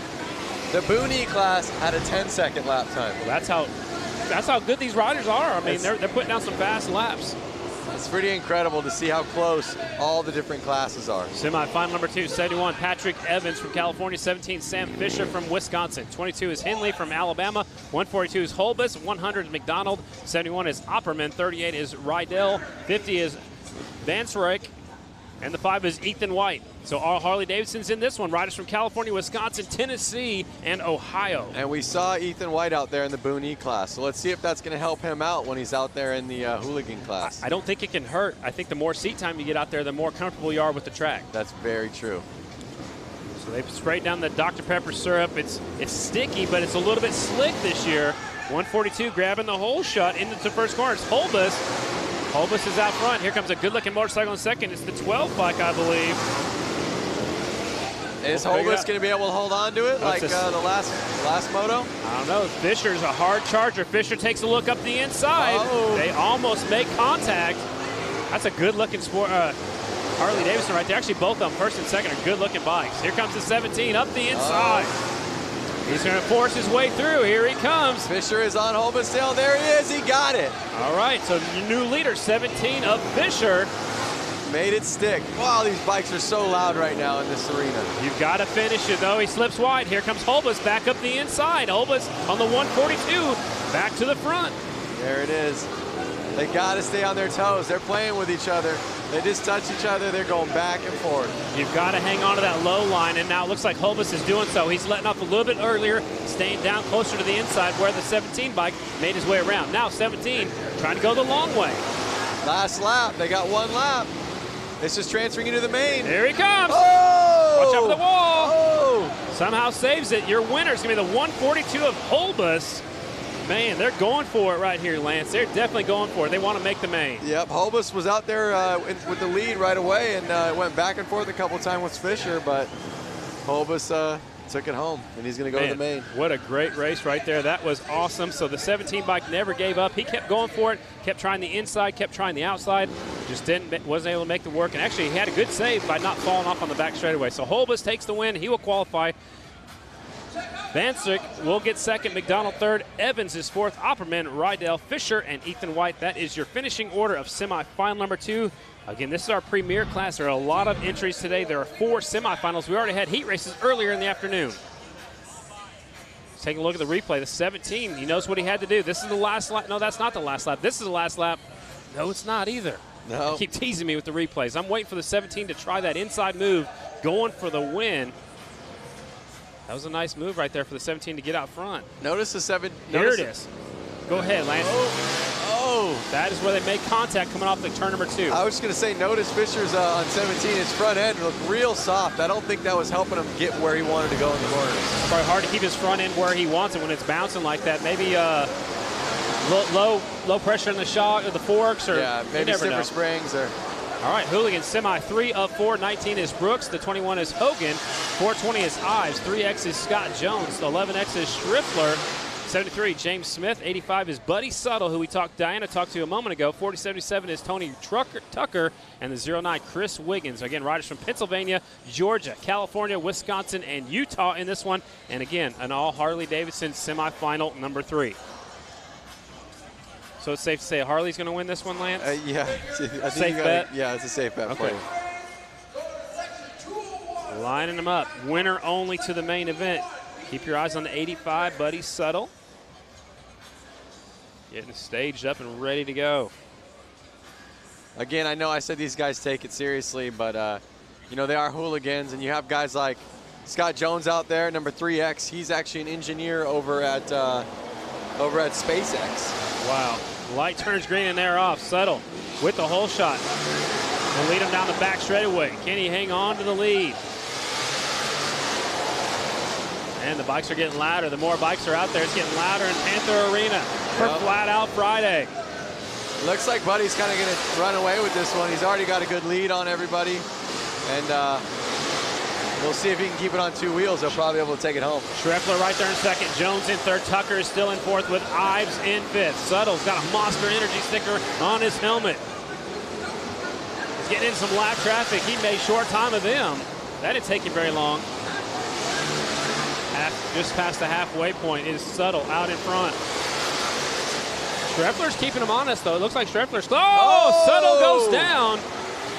Now he hit his head real hard on that one. Yeah, I hope we can watch a replay at the end of the race. The front of his helmet actually hit the concrete down here. Yep. So now your leader's the 11X of Schreffler. That puts Jones in second, Brooks in third. So everybody moves up a spot. Well, like I said, as long as he can keep it on 2 wheels, he's going to probably win this. And it's almost like he beat himself. You know, it was his fault. And checkered flag is out. There's your winner. Schreffler will take the win. Tough break right there for the 85 of Buddy Settle from Huntington Beach, California. Another California putting it in the hauler. Yep. Man. Well, we'll see him tomorrow. We'll see him tomorrow. That's true. But they're done for the night. If you don't win your semifinal in the hooligan class, you are done for the night. So your winner, Settle, Schreffler. Incorrect. I'm sorry. Schreffler takes the win. So Settle, he's back their ways. Now they're getting corrected up here. Scott Jones is second. Alex Brooks is third. Tucker fourth. Wiggins, Ives, Hogan, Smith, and Buddy Settle down 3 laps. Will settle for 9th place tonight. We'll see him tomorrow. There it is. Watch his head. Watch his chin hit the ground hard. And this right here is, Lance, this is why you wear the best safety equipment you can. Yep, and what it looked like either his peg or his clutch area, primary, dragged on the ground, lifted up his rear end, started to slide out. And he was fully committed for the corner, and that's why he didn't put his hands down. He was ready to keep going. Absolutely. So tough break for him. Now we're on to our 4th and final semifinal of the hooligan class. Getting set to go, our hooligans. 22. So this one's got the Mark Atkins in there, so Rusty Butcher, crowd favorite. 22 is Atkins, 33 is Chris Hansen, 7 is Hicks, 51 is Holstein, 182 is Hunter Klee, 74 is Orloff, and 24 TJ Tucker, and 27 Josh Young. Another semifinal of all Harley-Davidson's riders from California, Wisconsin, Alabama, and Utah, and one from Ohio. There's the rider you were talking about, Lance, 22. Yep. Rusty Butcher, crowd favorite. He's won here at the Flat Out Friday before. It looks like he's got his cell phone out there. I'm not sure if he's taking phone calls right now. Maybe not, or maybe he's just doing some live video feed and probably put it on his social media. Getting set to go, the Butcher. Oh, Butcher gets a bad start. He's going to have to come from way back. 182 grabs the whole shot. Rusty Butcher is down. Uh-oh. They're still green, so it's a 182 in the lead. Hunter Klee is out front, so Rusty Butcher's at the tail of the lead lap. Here comes the 24. That's Tucker sneaking a peek up the inside. Is Rusty Butcher going to be nice and let the guys by, or is he going to start going fast and not let them get by him? I don't know. That's a hard one. I mean, you want to be in the main event, but you also know the fast guys are coming through, and he does the right thing. He pulls out of the way. Yeah, he pulls out of the way, lets the 2 leaders go by. Klee is out front, 182, showing the way. Hunter Klee. Oh! Did you see how much he stayed on it and just kind of slid around? All the way around. I hate when that happens.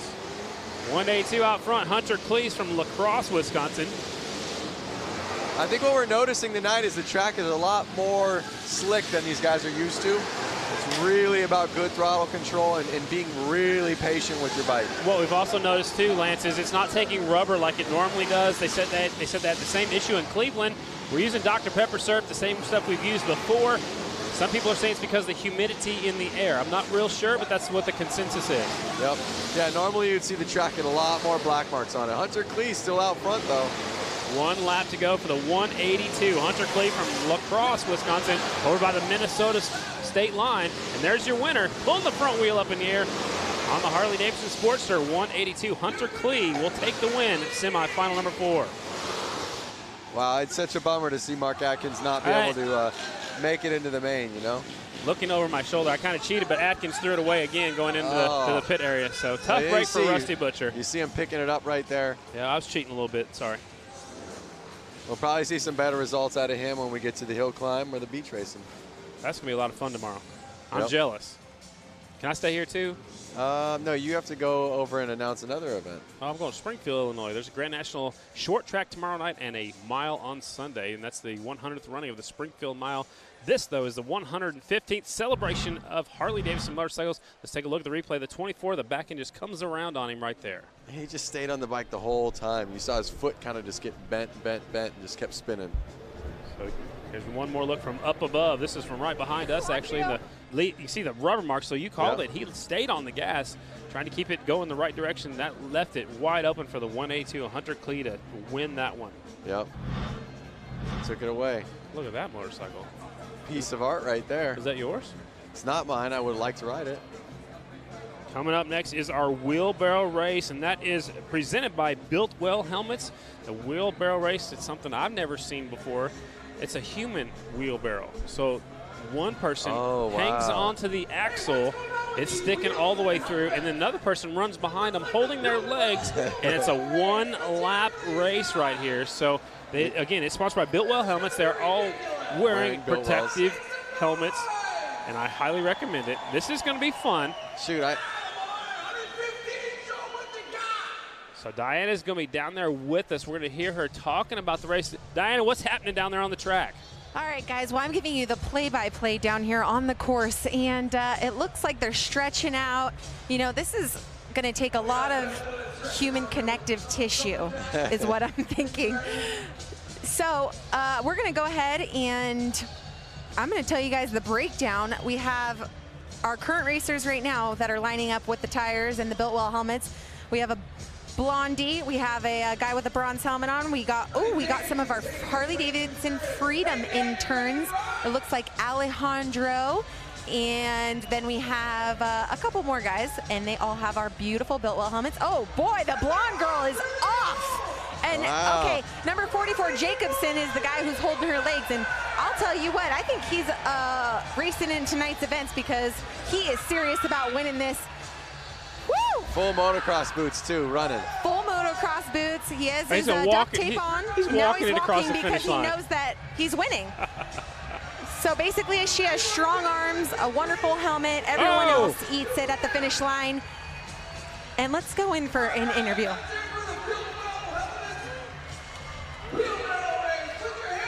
Getting right in there, Diana. Have fun. All right, you guys. So you have just won the Wheelbarrow Challenge. Gorgeous girl right here. The number 44, Jacobson. I mean, you were walking at the end because you knew you had it. Yeah, basically we got the whole shot and checked out. You know, that's what we train to do. And we work harder for this race right here than we do for any other race all year. So this is a big deal. So what kind of preparations did he have you going through to prepare for this? We've been training all year. We've been in the gym doing push-ups, pull-ups, running, everything. That's so important to us. Well, she made it happen. The both of them made it happen. Now we're going to move on to the kids' race. Guys, congratulations, taking a solid victory here tonight. Flat Out Friday. That was awesome, man.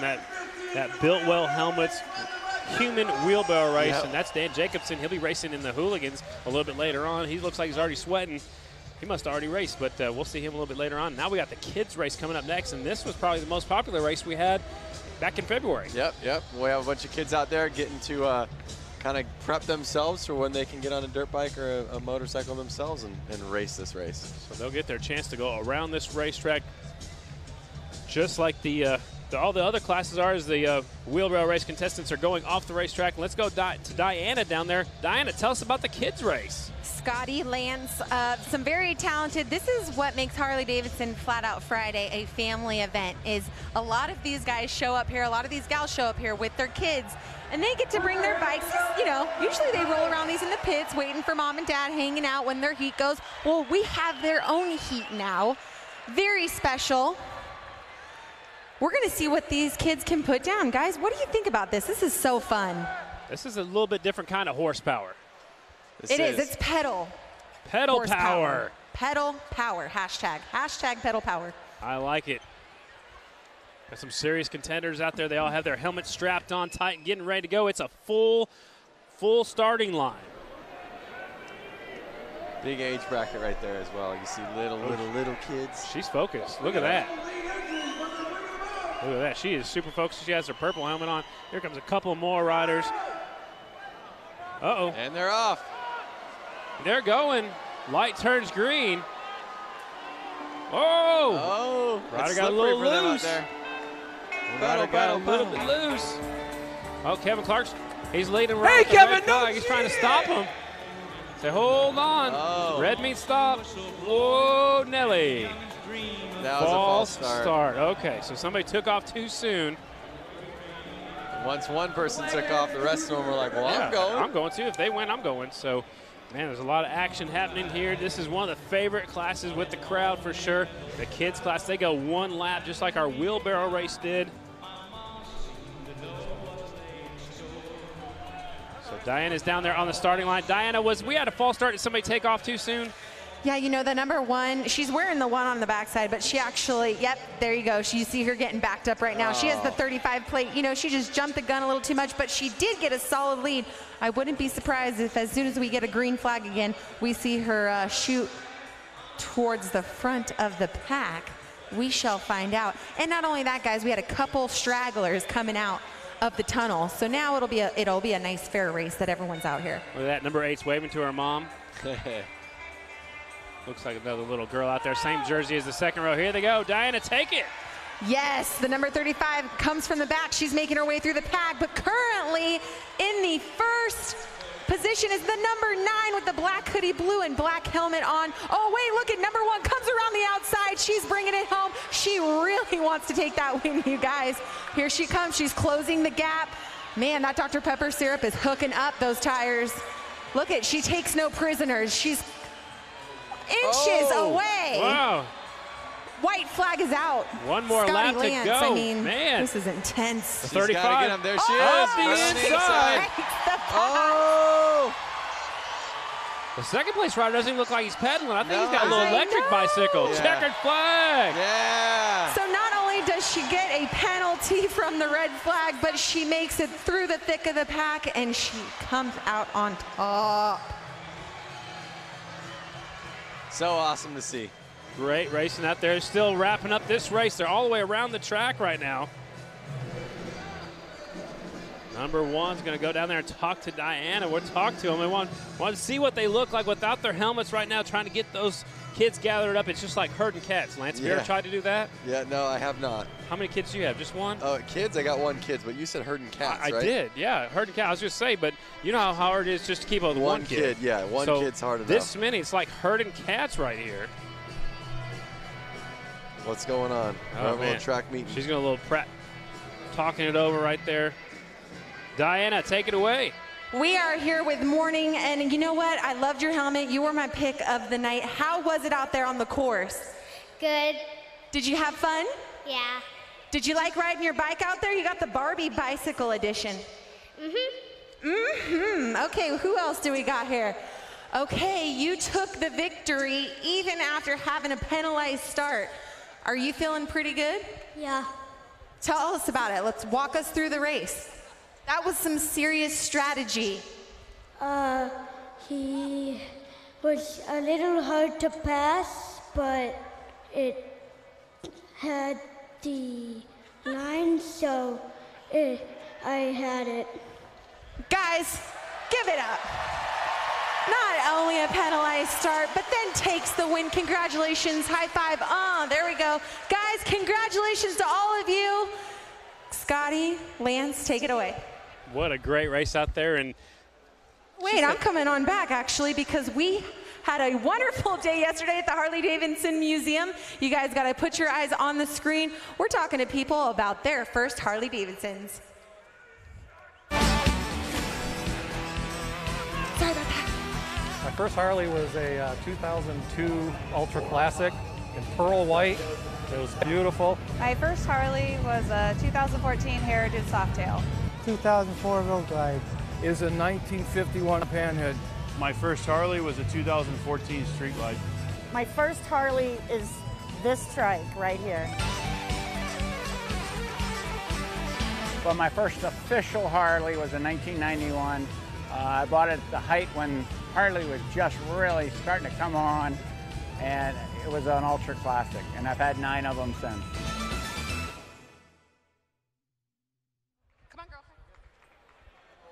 My first Harley, my first Harley was was actually when I was 16, right when I can get my license. I made a custom Harley. It was a rigid, and it had an Evo engine in it, and I used to ride it so much that the gas tank would fall off. I mean, I built it myself. And then finally, in 2013, I bought a Dyna. I still have that Dyna. I love it. It is tried and true. I've ridden to Sturgis on it. It's never going to leave my garage. I'm going to own it and give it down to my kids. Love it. Love my bike. I'm really curious who's watching this right now on Facebook Live. What bikes have What was your first bike? Do you have a bike? Do you want to buy a bike? What are you looking to get? My first bike was the 100th anniversary. It's a Softail Deuce, the black and gold. It was beautiful. I didn't want to let it go. I let it go. I got 2007 Harley-Davidson Street Glide, so that's what I have right now, and I don't even want to let that one go. Yep. All right, let's go trackside with Diana. Guys, you know what? The first Harley that I got to ride was a 98 Softail Custom. It was my mom's, and I'm not going to lie to you. I stole it at midnight. But anyways, I'm standing next to Bridget Whitwer. Amazing story that she has. She was here at Flat Out Friday back in February of this year. Tell us the story, because you were just watching the races, and now here you are. Look, you're getting ready to race. Yeah, so I was at Flat Out Friday last February up in the cheap seats, and I saw the Mad Dog class, which is the 125 or less youth stock frames. And I was like, oh my goodness, I could do that, and I want to do that. So that's why I'm here. And not only that, you have a child, from what I heard, son, daughter? Yep, my little son, LJ's 3. And she is putting it down, representing for us moms out there. Give a big round of applause for Miss Bridget here. Stay safe out there. Thank you so much for coming out to Flat Out Friday. Yeah, thank you. I'm excited. All right, guys, take it away, because we're getting ready to go back to racing. That is so awesome that she went from the stands last race, and now she's out there racing. I've been saying this every time I come here. I'm going out for the Boonie class. I hope someone lets me do it as well. But I'm back here on Facebook Live, and I am reading a couple people, all their bikes that they got. Eric Edwards' first bike was a 1994 Electric Glide. Ricardo Marino, my first bike was a Sportster 2005 1200 Custom XL. So cool to see riders on here watching the show that had started with Sportsters or started with road glides. I'm seeing tons of different years. 2006 from Eric Sterner. I even saw a 1958 Sportster from Rich Kreider. So it's just cool to see so many different year bikes. And again, Harley's been around for 115 years. It's incredible. And imagine to think, who bought a bike back 115 years ago, and could you imagine what they would talk about Harley today? It's got to be incredible. Incredible. So it's time for our brakeless main event. And in the rules for this class, there are 4-stroke motorcycles, no brakes, no suspension. The bikes are 1981 or earlier. We saw their heat race just a few moments ago, and they're getting staged up for their main event. And against the brakeless riders, 618 is Christopher Zielinski, 26 is Chuck Dickinson, 78 years young, 15 is Scott Johnson, the 49 is Kendall Lutchman, 996 is Dan Slavodnik, and the 311 Warren Heyer. Getting set to go. Main event for our brakeless competitors. They're going to have to rely on stopping, letting off the throttle a little bit early, using the back pressure to slow them down. Take it nice and easy into the corners, and then get on the throttle coming off the corners. You can see him keeping that thing running right there. He's got BSA Tank on there. On our entry list, he's listed on a Harley-Davidson, but the Honda will be on the pole. It's a 618. He won the heat race. That's Christopher Zielinski. Here comes the youngster, Chuck Dickinson, 78 years young. Those Max leathers, red, white, and blue. Looking even Eagle style. There's the 15 pulling up third, Scott Johnson. Remember, he was in the lead in the heat race. There's the 49 of Lutchman, 996 Slavodnik, and on the outside, 311 of Heyer. This is main event style right here at the 115th celebration of Harley-Davidson, Milwaukee, Wisconsin. Getting set to go. Main event for the brakeless bikes. 311 with a hole shot from the outside. Here comes the 26 up the inside, but it's the 311 out in front. So awesome to see. I was noticing a lot of these guys. Look, he's got a shifter on his tank. These bikes are so old, it was before they had foot controls necessarily. Hand shifters. Oh, looked like he caught his foot a little bit. Here comes the youngster up front. Number 26, 78 years old, Chuck Dickinson from Wisconsin takes the lead. Oh yeah, it's so good to see the oldest rider out there banging bars for the lead. And now the 618 on that Honda taking over the lead. He's on the inside, leaves Chuck on the outside. Wow, that thing stood him straight up quickly. Yeah, now here comes the 311 bike that was up there earlier. He's back in the thick of things. It's a three-way battle for the lead. Let's go, let's go. Are we going to see anybody play There you go. Oh! Yeah.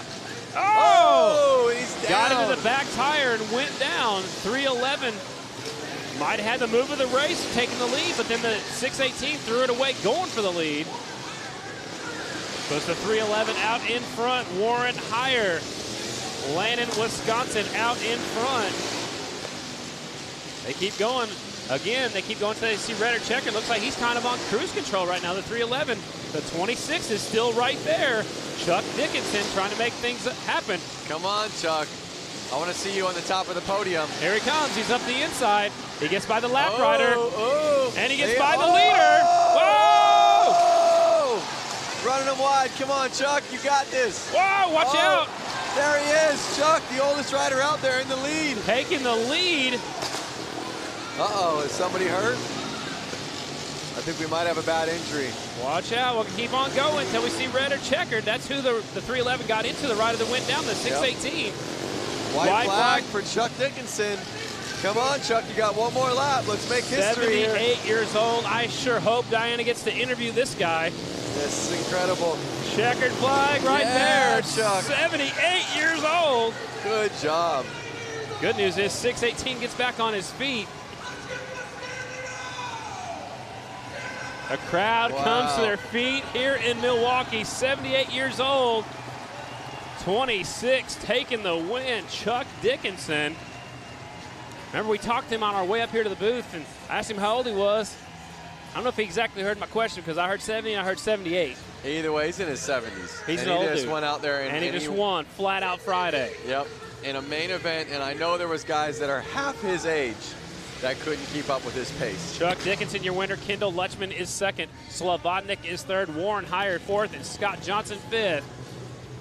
And we'll take a look at the accident. This was the battle. Oh, this is the leader when he gets into the right. He gets into the wall. Watch out. Wow. I think that might be the move of the race right there. We'll have to wait and see. That one was awesome.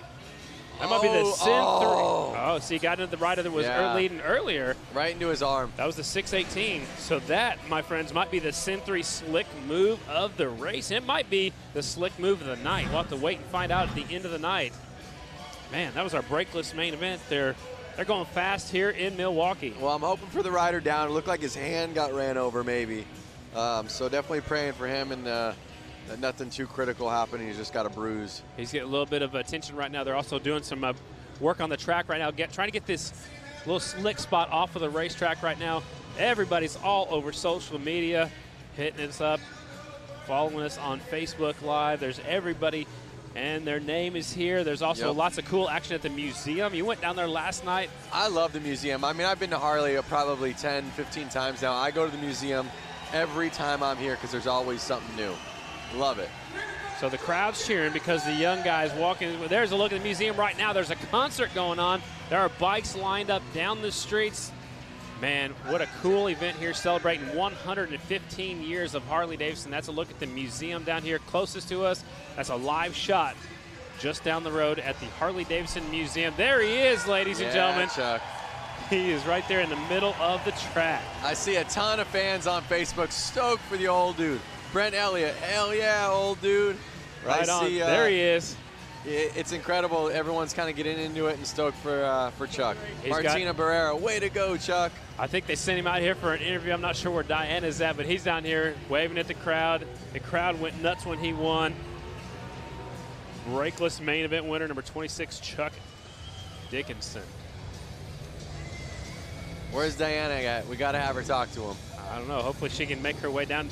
Chuck's right there in the middle of the track. Sounds like the bikes are already fired up for our next class. So, you know, the thing about Chuck is that inside, deep inside, he's young. That's right. You know, and he's staying young by doing things like this. I'm sure he could run circles around, you know, kids that are 15 years old. Absolutely. So he's still got a smile on his face, and he's doing what he loves. Up next is our Hooligan JV main event, ladies and gentlemen. Same rules as the Hooligan class. Getting set to go with our JV Hooligan. A little bit different. 04 Samson Bell, 315 is Lapsinski, 70 is Gregory Nelson, 715 is Rouse, 17X Samuelson, 81 is Schwenker, 19 is Stein, 603 is Swislowski, 618 is Zielinski. Harley-Davidson's in this one. Hooligan JV class. Again, I'm watching this stuff on Facebook, and it's just so cool to see everybody coming together and so stoked on Chuck. Like Terry Tilley said, 78 years young, it's just a number. That's right. So the riders are 18 years old or older, 1986 or newer, twin 750s, and no pros. And these are actually riders with 2 years or less race experience. This is kind of like junior varsity hooligan. That's what we're going to call it. They haven't quite made it up to the big hooligan class. This is the JV hooligan class, the up-and-coming riders. Less than 2 years racing experience on a hooligan. That's the class that I get to race. Next year? Yep. Who's going to announce with me? I'm going to put the mic on and be out there with the mic and my helmet. I like it. Explaining exactly how it is. I'm going to actually ask if I can do that. That'd be some real color commentating. Yep.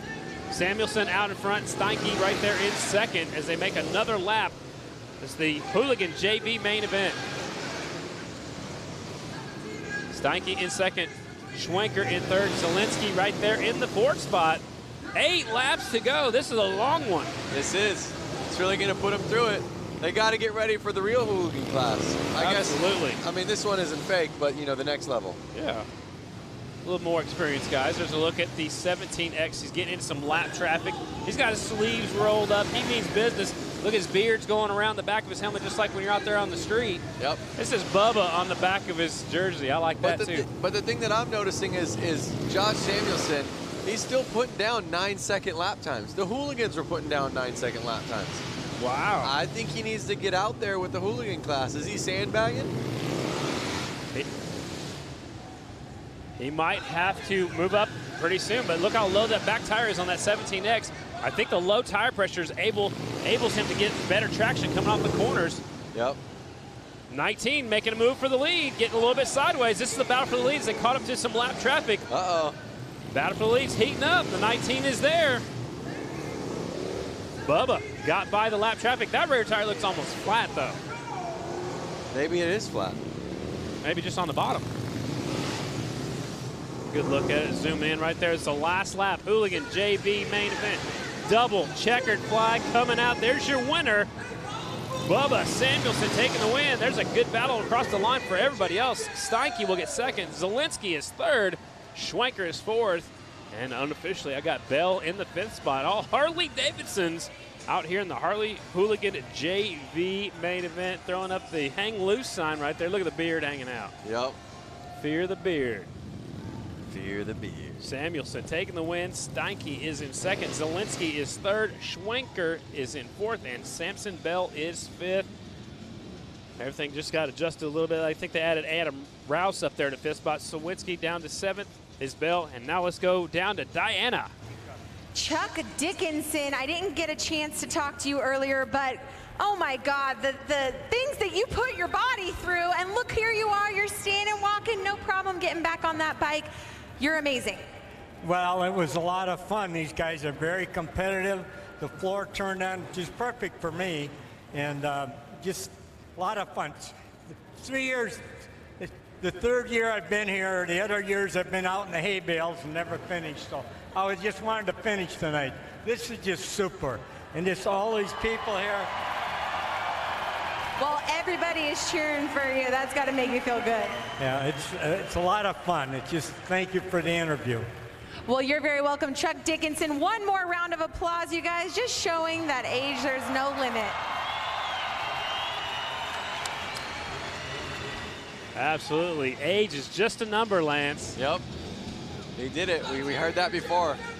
Absolutely. Again, I want to kind of go back to Facebook Live. I'm seeing Brad Galloway asked us, what are they racing on exactly? So for those of them that are tuning in right now that didn't get to hear the intro, they're racing on, well, it's a polished concrete, which is the standard floor of an arena like this. And they're actually spraying soda pop all over the floors. Just the syrup. Just the syrup. Right. Just to get a tackiness. Imagine when you step on syrup and it goes sticky on your shoe. Well, that's what they're riding on out there. So it is sticky, but then again, add in horsepower, add in speed. They're laying the bike sideways, and there could be some areas of this track that aren't as sticky as others. And it depends on where they're riding at, too. I think the more they ride on that Coke syrup, the more they ride on that Coke syrup, the stickier it'll get. That's Kevin Clark right there spraying the Coke syrup. I've heard it's Dr. Pepper syrup. Whatever syrup they use this year, that's what they spray on the floor. It's like a fine mist. Where that lands, it's got little speckles, and then you step on it, and you can feel it. It almost, you in years past, it almost pulled your shoes off. Yep. They sprayed a little bit lighter this time. It's still got some tackiness, but when you get off the racing surface, it's a little bit slick out there. Yep. Up next is our bike build main event. This is a fun class. If you weren't here earlier, the rules are Milwaukee High School have 100 days to build a Honda CL or CB 175 flat tracker, and they are off in a hurry. 35 is Ezra Brewski, 83 is Chadwick Dennis, the 11 is Patrick Michaud, 07 Kristen Lassen, that's Lady Lassen, a 65 Stephanie Erbs. Those are the riders in this one. Ezra Brusky, he's the one that pulled away in his heat, and now it looks like he's doing it again in the main. I've actually called a lot of his races. He races this All-Star National Flat Track Series as well as the Steve Nace Racing Series. And Ezra Brewski, man, he is fast. He's from Wisconsin, and he's so smooth out there. Yep. And he got to build that bike himself in school. Uh-oh, rider down. I'm wondering if we got that on film. I'd like to see what happened. Chadwick Dennis lost it over here in turn number 2. He's walking it back to the pit area. Only 3 bikes left on the racetrack. Brewski is out in front, Michaud in second, and Lady Lassen right there in third. She's a mechanic herself. She's a motorcycle mechanic, and she's awesome. Yep, well, all of these riders, I think, were mechanics on these bikes. Absolutely, they got to build their own stuff, exactly. Brewski out in front, kind of on cruise control right now. He's catching up to the back of the pack. Again, I want to, the viewers that are watching this right now, these riders had to build these bikes in school, and they got to bring them here. The teams had the same budget, work with volunteer mentors. The bikes are judged on appearance, performance, and of course, racing ability. Battle right here is, it looks like Brewski's gotten by both of the lap riders. That's the 11 of Patrick Michaud in second. Lady Lassen right there. That's Kristen Lassen in third on the number 07 bike. 2 laps to go for your leader, Ezra Brewski. He's in the 9-second range as well. Yep. Lance, I see you checking out the lap times. I'd like to see every 9-second rider get out there. Doesn't matter what bike you're on. There could be a hooligan bike. There could be a boonie bike. There could be these built bikes. It would be cool to watch. And there we are with the checkered flag. Brusky takes it away for the win. Like I said at the beginning, at the start, he did that in his heat, and he did it again in the main. Ezra looked really strong out there on the 35 bike. Second is the 11 of Patrick Michaud. And third is Kristen Lassen. Of course, they call her Lady Lassen on social media. Ezra's got to go jump on the next bike. I thought he was going. All right, so here's that wipeout that I was hoping to see. Let's check this out. Number 83 on the blue bike. So this is going for that second spot.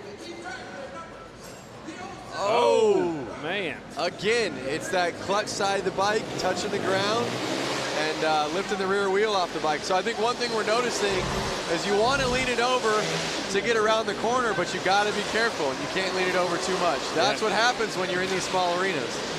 Yeah, the back end lifts up, and the back wheel comes around. So looks like our hooligan main event's going out there onto the racetrack. We'll try to find our start list up here where we're at.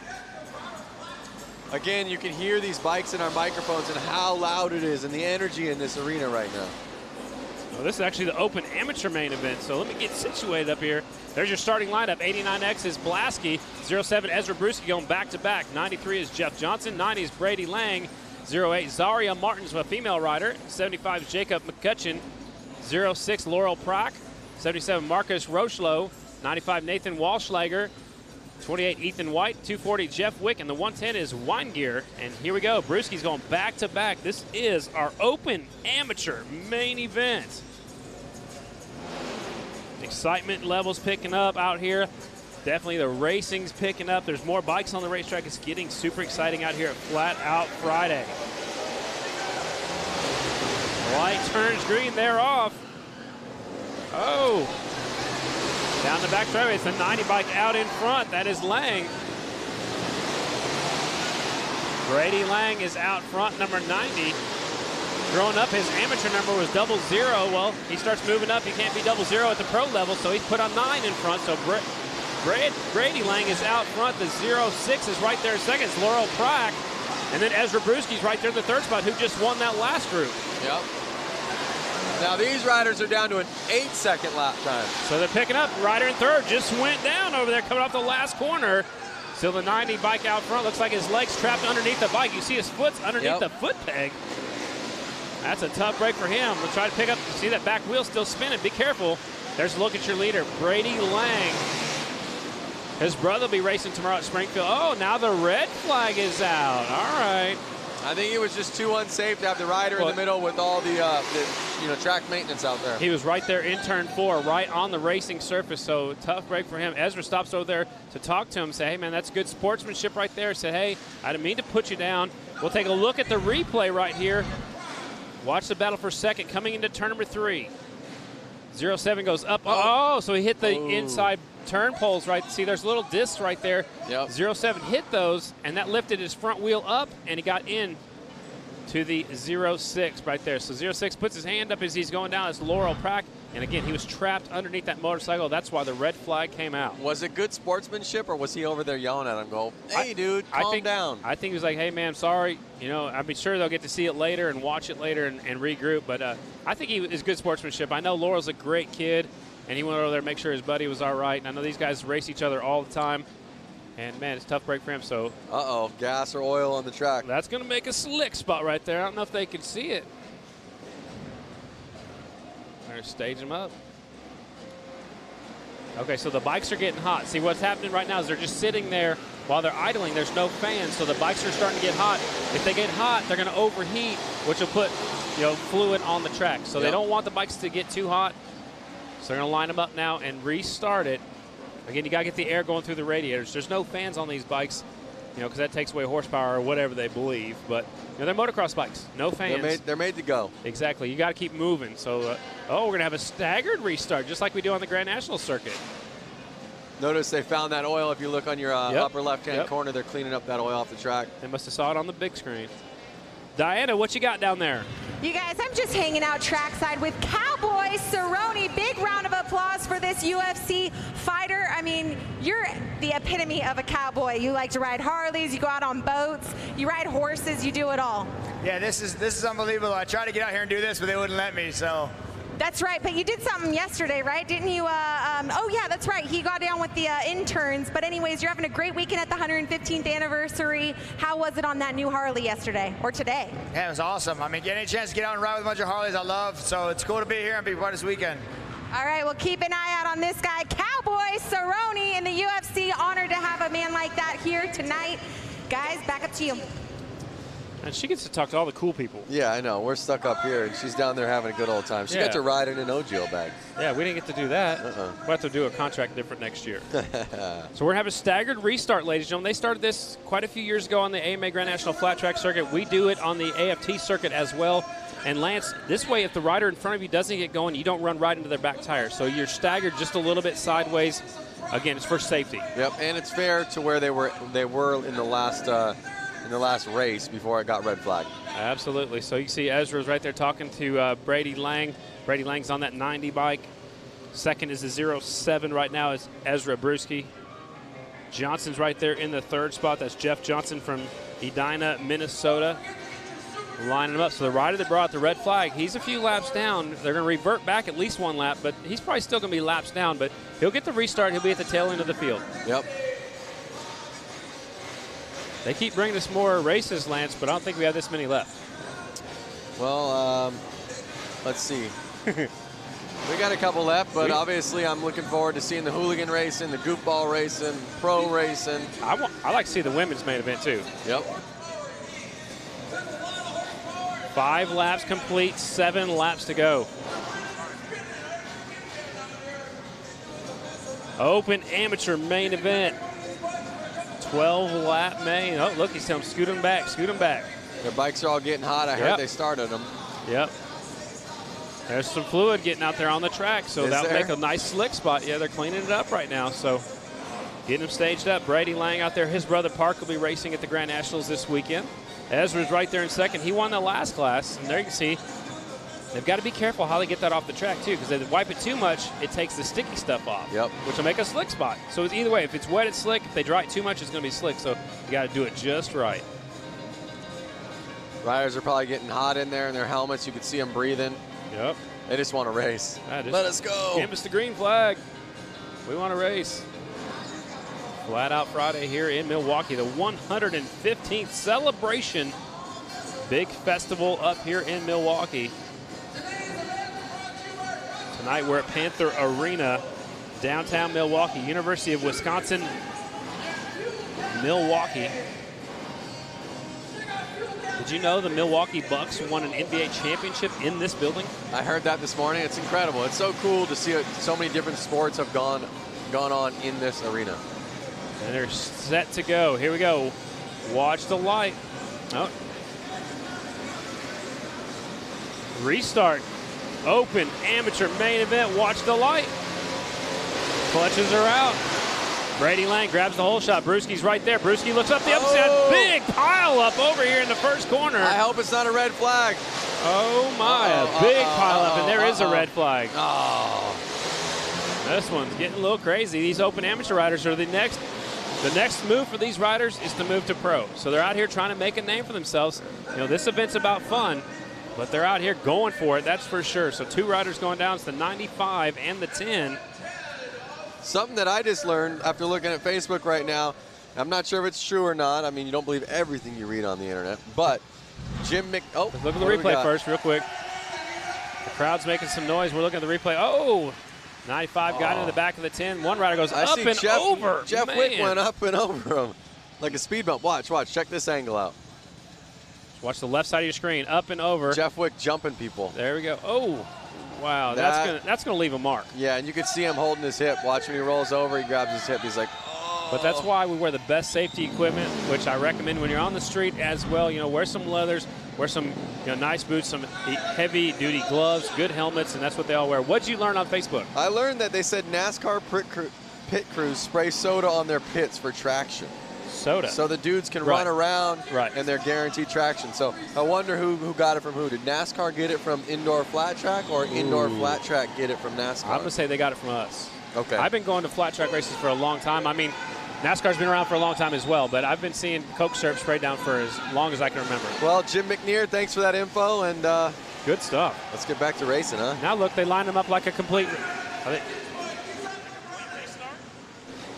They were just lined up single file. Now they're lining them up side by side. I don't think they have the time to spend. You know, these bikes are so hot, and they haven't really been able to complete full lap times. So I think they're worried about that, and they're going, let's do what's going to make this race work. All right. We'll try to find out how many laps are left. I believe 6 laps are left, if I'm not mistaken. Open amateur main event again. They're trying to make a name for themselves when they move from here. Your next move is pro.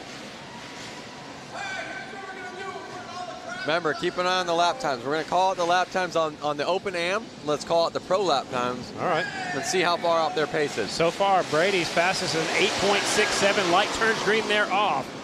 The 90 grabs the hole shot. Brewski's battling for third, but he gets two riders tangle up coming off of turn number 2. Come on, let him race. Let him race. They're right in the way. Let him. Oh, red flag. I see it out. Nope, not yet. Yes, oh, it is out. It is. Oh, hang on. Oh, definitely red flag's out. Red flag is out. That's the whole track. Whew, man, things got crazy over there coming off of turn number 2. Wow. How many red flags is that? I lost track. 3? At least.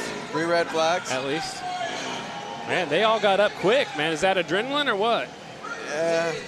I think it's like, I want to get out the track so I don't get run into like the last guy. Or I want to get off the track and check on my motorcycle and see if it's still able to keep going. Look at the 10, he's twisting his throttle harness backwards. Yep. I see Brady Lang going out there doing wheelies. Now, is he keeping the bike cool, or is he doing wheelies to show off? A little bit of showing off, I think. Actually, look at his best lap is 8.08. Let's take a look at the replay. So the rider deep in the field gets in deep. Now look to the left side of the screen, and it's really tight. The one rider got completely sideways, got into somebody else, and now here comes everybody else. But that was on the first lap. Yep. No red flag, no red flag. They keep going. And the bad news is they're going to be right in the racing surface. When they come off of turn number 2, they're still at it. And some of the other riders got collected in that one. So look at that. They called that one a race, I believe. Did they? Yep. It looks that way. So your winner is the 90 bike. I think he's looking for Diana down there. Come on, Diana. She's looking for him. So 90 bike will be the winner. Again, fast lap is 8.08. No, that's 8.86, 8.67. I think that's how long it was taken for the whole race, maybe. Maybe that's when the restart. All right, let's go down to Diana. Hopefully she's caught up with our winner. No, I'm not here with the winner, but I am here with someone who was just watching the race with me. Oliver Peck. I mean, what were your thoughts on that race? Pretty hectic. Too many people on the track. Too many people on the track. What would you have done if you were on your boonie bike? I would have been out in front of everybody, so it wouldn't have mattered. Exactly. That's Oliver Peck style. He gets out in front, makes it happen. So we're looking forward to seeing you race. We see you in so many things on television, and now you're coming out here to race. It just goes to show how many different people from all different worlds can come to flat tracking. Well, it's a great event, great people, good times, and it's just about having fun, so that's what people need to do. That's awesome. All righty. Well, thank you so much, guys. We're going to take it back to you. Sounds good. The winner's waiting down there. Hopefully we can talk to the winner of that last race, Brady Lang. Up next will be our women's main event. Diana, you have our winner now. Yes, I do have our winner. Man, what the heck was that race all about? Give us your thoughts on what it was like down on the course. It's amateurs running for money, so everybody wants some. Everybody wants some, the famous last word. So this guy took it. Anyone you want to thank? I gotta thank West Bend Harley, Southeast Sales, Moose Racing, Bell Helmets, Spectral Oils, Trier Distributing. I gotta thank my dad, and I did it for Alec. He did it for Alec, and thank God he was wearing that Bell helmet, kept him nice and safe. Congratulations, guys. Give a big round of applause. Guys, we're going to take it back up to you and get this women's race going. Sounds good. He did it for Alec. Alec Muth lost his life in racing flat track a few weeks ago after a crash at Sturgis at Rapid City. So he did it for Alec. Alec was a rider from right here in Wisconsin. Up next is our women's hooligan main event. Ladies are going to be racing the big heavy bikes. Lance, what do you think about this class? No, it's cool. You know what's really cool to see is like Kaylin Thorian. She's on the rider list that I see. She rode her FXR from basically Los Angeles up to Seattle, from Seattle over to Milwaukee. They tracked the whole ride on social media. She had it on her Facebook and Instagram, as well as Harley had it on theirs. She got here, did not plan on riding.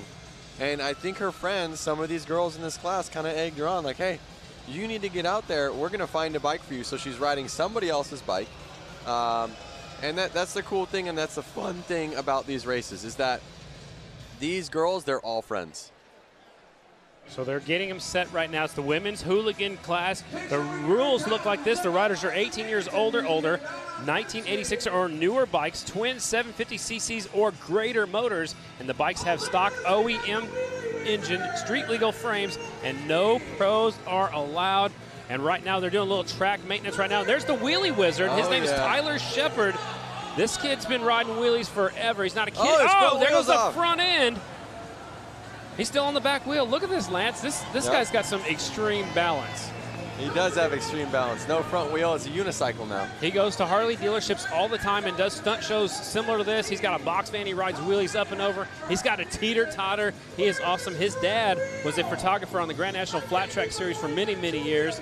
And then Tyler grew up. He said, hey, I can ride wheelies.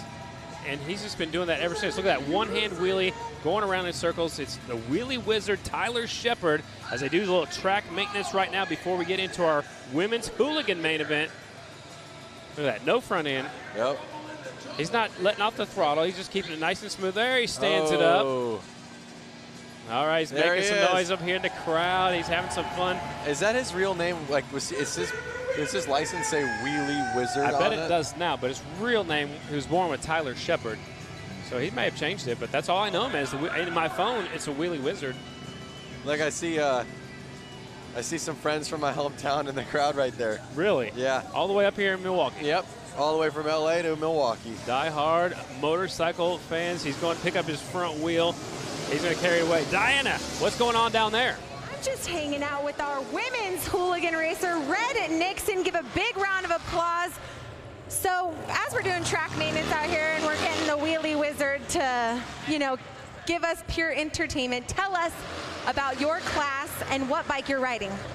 I'm on a Sportsman 1200, and I'm riding with a bunch of badass babes. We're just out here having fun, and hope you guys enjoy the show.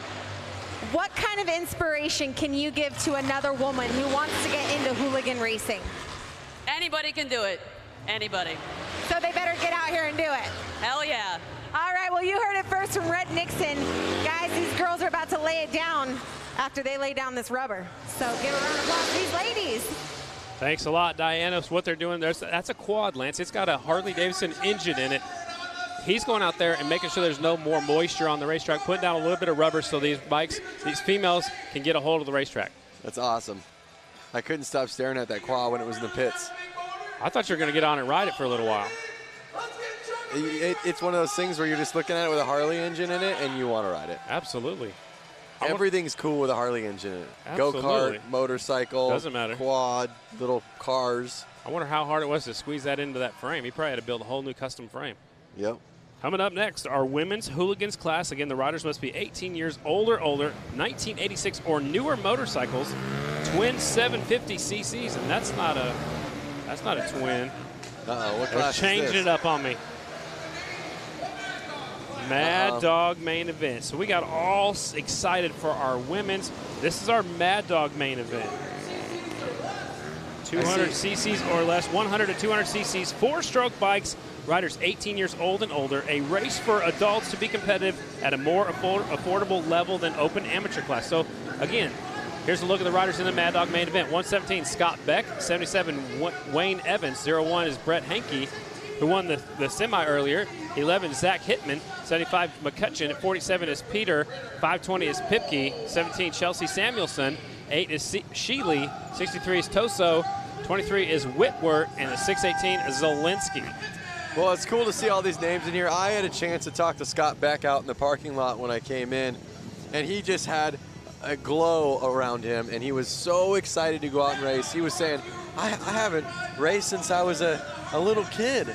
And he came here not thinking he was going to race, and you know, I think his friends kind of pushed him into the race, and now he's out there in the main event, and I'm sure his grin is from ear to ear, and he's going to have a blast. Yep, and he looked good earlier today, so he's having some fun. Again, it's a lot different, you know, than what you normally ride these little bikes on.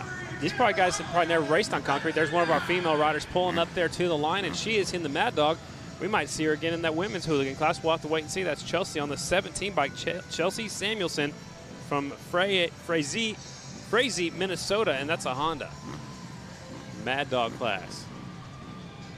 You see a lot of different size bikes in here. I know that there's a little bit of a range of CCs, but look at how in that CC class, how many different size tires and heights of bikes there are. Yeah, look at that one compared to that one. Exactly. The 520 looks like a pit bike. This looks like a trail bike possibly. Yep. You know, you just never know. There's a Grom right there. Yep. That's a Honda Grom, the 117. Scott Beck. You know whose bike that is, don't you?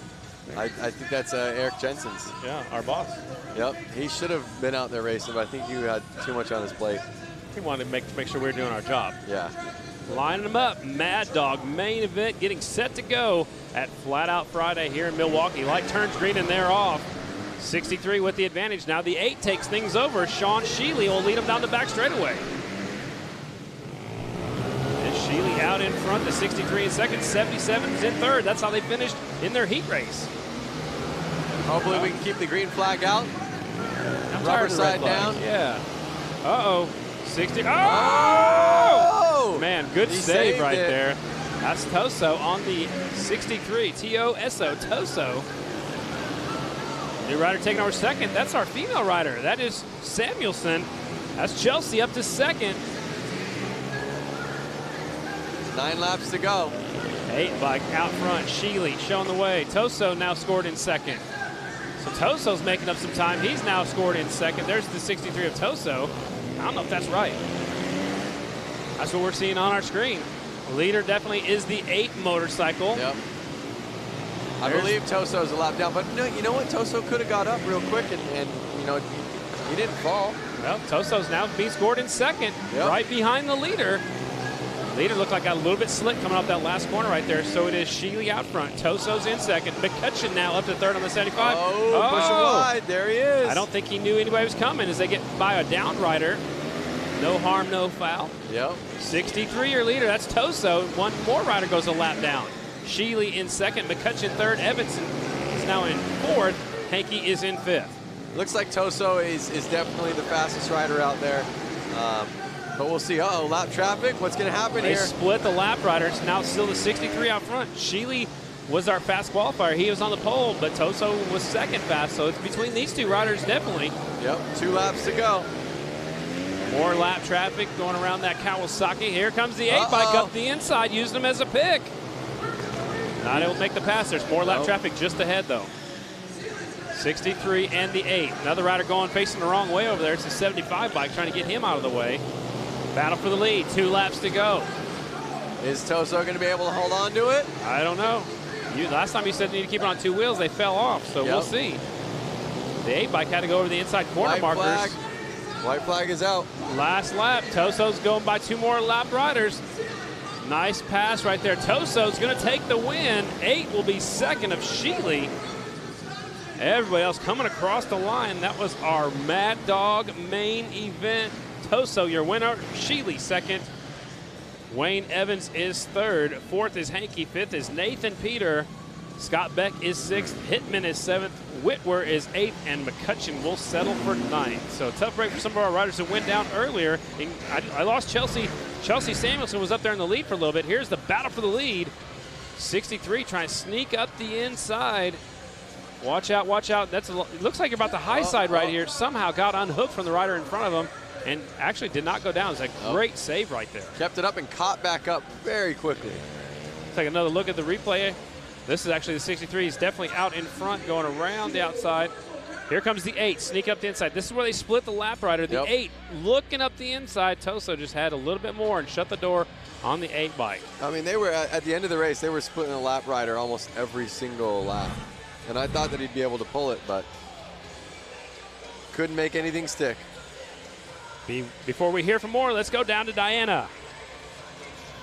The Harley-Davidson 115th anniversary is here, and we're getting it started tonight with the Flat Out Friday races. Tomorrow at noon Eastern, we will be 30 miles north in Slinger, Wisconsin for the Harley-Davidson Hill Climb. 5 classes of bikes compete at Little Switzerland Ski Resort, where they have created not 1, but 2 hill courses to climb. The front side with multiple jumps and a mogul field to maneuver. Then the riders move to the back side of the hill for the 35-degree angled second run to really challenge their climbing skills. Again, that starts at noon Eastern here on Facebook Live. But we're not done there. What would Labor Day weekend be without a trip to the beach? I'm talking about Bradford Beach. Harley-Davidson has spent the last week turning this popular Milwaukee beach into a racetrack for the finale of our weekend celebration. 6 classes, including the Trog 45, Brakeless, Vintage Sportster, and Hooligan, will compete on this quarter-mile oval track on the shores of Lake Michigan. The Bradford Beach Brawl starts at 6 p.m. Eastern here on Facebook. A great weekend celebration, and we are bringing it all to you here on Harley-Davidson Facebook Live channel. I am looking forward to the rest of the evening and tomorrow's racing. It's going to be a lot going on tomorrow. There's still a lot left down here on the racetrack. Looks like our female hooligan riders are getting set to go with their main events coming up next. They look like they're excited. Look at that dancing. Getting set to go with our women's hooligan main event. That's Lady Lassen right there. She's got the #1 Harley jersey on. It looks like all these lady hooligan racers have the male hooligan racers as their pit crew. That's a smart move right there. I mean, get somebody to help them out that knows what to do, that knows what's going on, that's racing also. So give them some pointers and send them out there on their way. Again, our women's hooligan main event up next. Riders must be 18 years older, 1986 or newer engines, twin 750s or greater motors. Bikes have stock OEM tires and engine street legal frames and no pros. Diana, what's happening down there? You know, guys, watching these girls, giving me a little bit of motivation. You might see me back here in February on one of the hooligan. I might have the same setup, a hooligan as my pit crew, and then I'm just riding their bike. I think I might do it, guys. We're going to have to work on getting a microphone that we can all go out there and just race and do all this talking. Lance, I think that you're all talk, and I'm going to actually play the game. All right, well, we're going to talk to Eric and see if we can make this happen. I'll ride the pro class. And then you're not allowed to ride the women's. Scotty. Now it's me versus Diana. Now it's just you know what? It's going to be the MC's race. That's right. Eric said we can do it. So I'll ride the pro class. You two can go against each other. We're all just going against each other. The three of us, all of us have mics on, and we're all yelling, bantering, racing. All right. I'm in. That's what Flat Out Friday is all about, having some fun, that's right. Women hooligan main events getting set to go. The riders in this one, the 11 of Hannah Lang, the 66 is Red Nixon, 13 Ashley Wood, 38 Leah Orloff, the 3-bike Leanna Acevedo, 46 Kaylin Thorian, 79 Stephanie Sunker, and the 09 Kristen Lassen. That's Lady Lassen out there on the 09 bike getting set to go. Now I know Kaylin's definitely nervous out there. She texted me this morning. She's like, I don't know, everyone's gonna be making fun of me. I'm like, no, we're out here to have a good time. This is all applauding people. It's like, get out there, be courageous, have fun, and make it safe. They're going to give them a couple laps again to check out the racetrack. It's been a little while since they've been out there. Warm up their bikes, warm up the tires just a little bit. And we'll stage them up and turn them loose at the 115th Harley-Davidson Bash up here in Milwaukee. All these are Harley-Davidsons in the women's hooligan class as well. You see them slowing them down a little bit. I think they want them to take it easy, warm up the track a little bit, warm up your bikes, warm up your tires. We don't need anybody going down on these warm-up laps. We'll see how important the start is in this class. It's been very important in the other classes as well. And we'll see who has some experience on these big, heavy motorcycles. Twin motorcycles. All these are Harley-Davidsons in this one. 2 rows of motorcycles. Women's hooligan main event. It's awful quiet out there.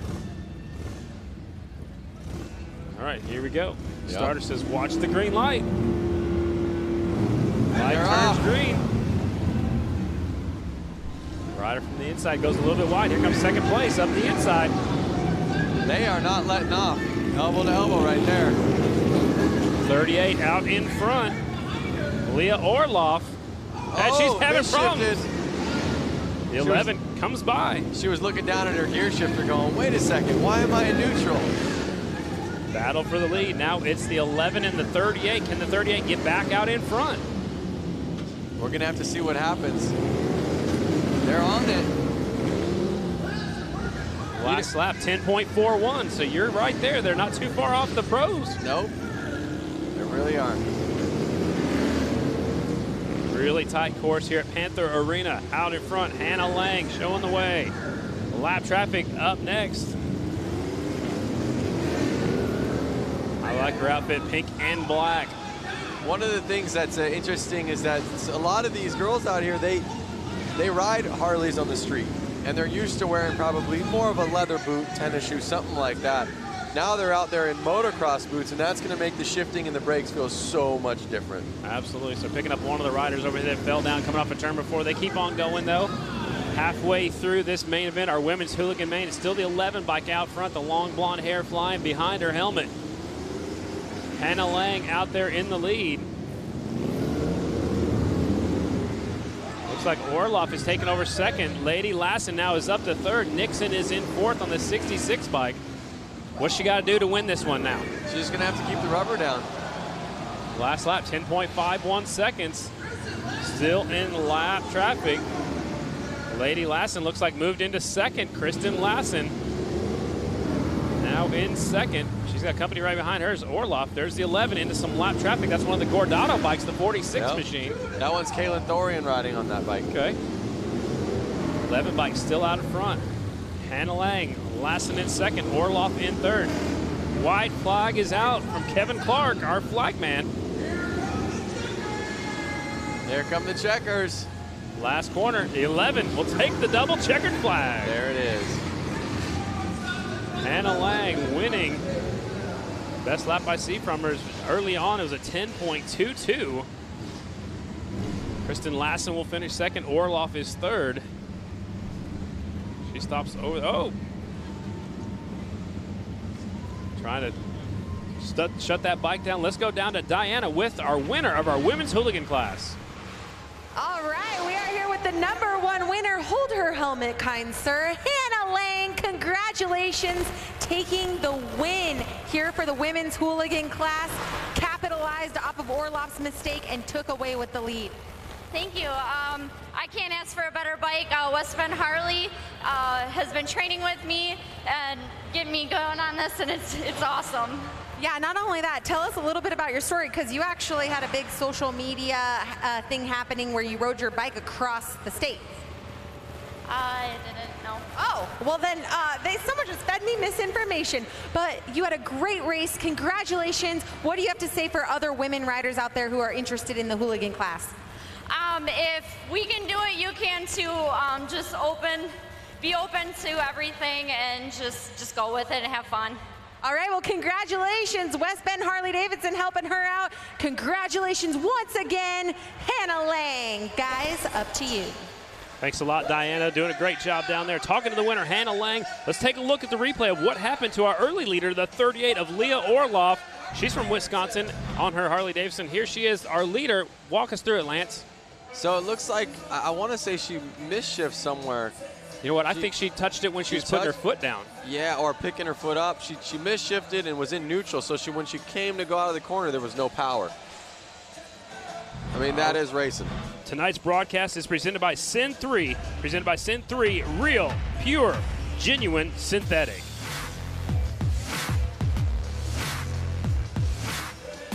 Coming up next is our vintage main event. The vintage motorcycles are coming up next. I don't hear them fired up just yet. So let's go over the rules. Vintage rules, riders must be 18 years old or older. Bikes must have brakes. Engines are 1981 or earlier. So they got to be old motorcycles, not necessarily the riders, but the motorcycles must be from 1981 or older. Riders in this one, a bunch of them, ladies and gentlemen. The 88, Kyle Nagelkirk from Milwaukee. The 110 is CJ Weiniger. 89X is Robert Boleski. 17, August Zertsky. The 50 is Pete Skipworth. The 20 is John Erdman. The 13, Craig Schmidt. 99, Adam Munzinger. And the 08, Travis Kestel. Most of them are from Wisconsin. There's one rider from all the way from Schenectady, New York. There's one from Minnesota and one from Illinois. Everybody else is from right here in Wisconsin. Several Yamahas, 2 Hondas, and 1 Triumph out there in this one. Open vintage motorcycles. Lance, what do you think about riding a vintage bike on this tight course? I think it's fun. I think the thing is that there's so many different style bikes in the vintage class. Just like you were saying, there could be a Triumph, there could be a Honda, there could be a Harley. It's one of those things where there's such a cross of bikes that I'm not sure which one's going to be the best one out there. The white turns green and air off, some of them better than others. Leader got a little bit sideways. New leader off of turn number 2.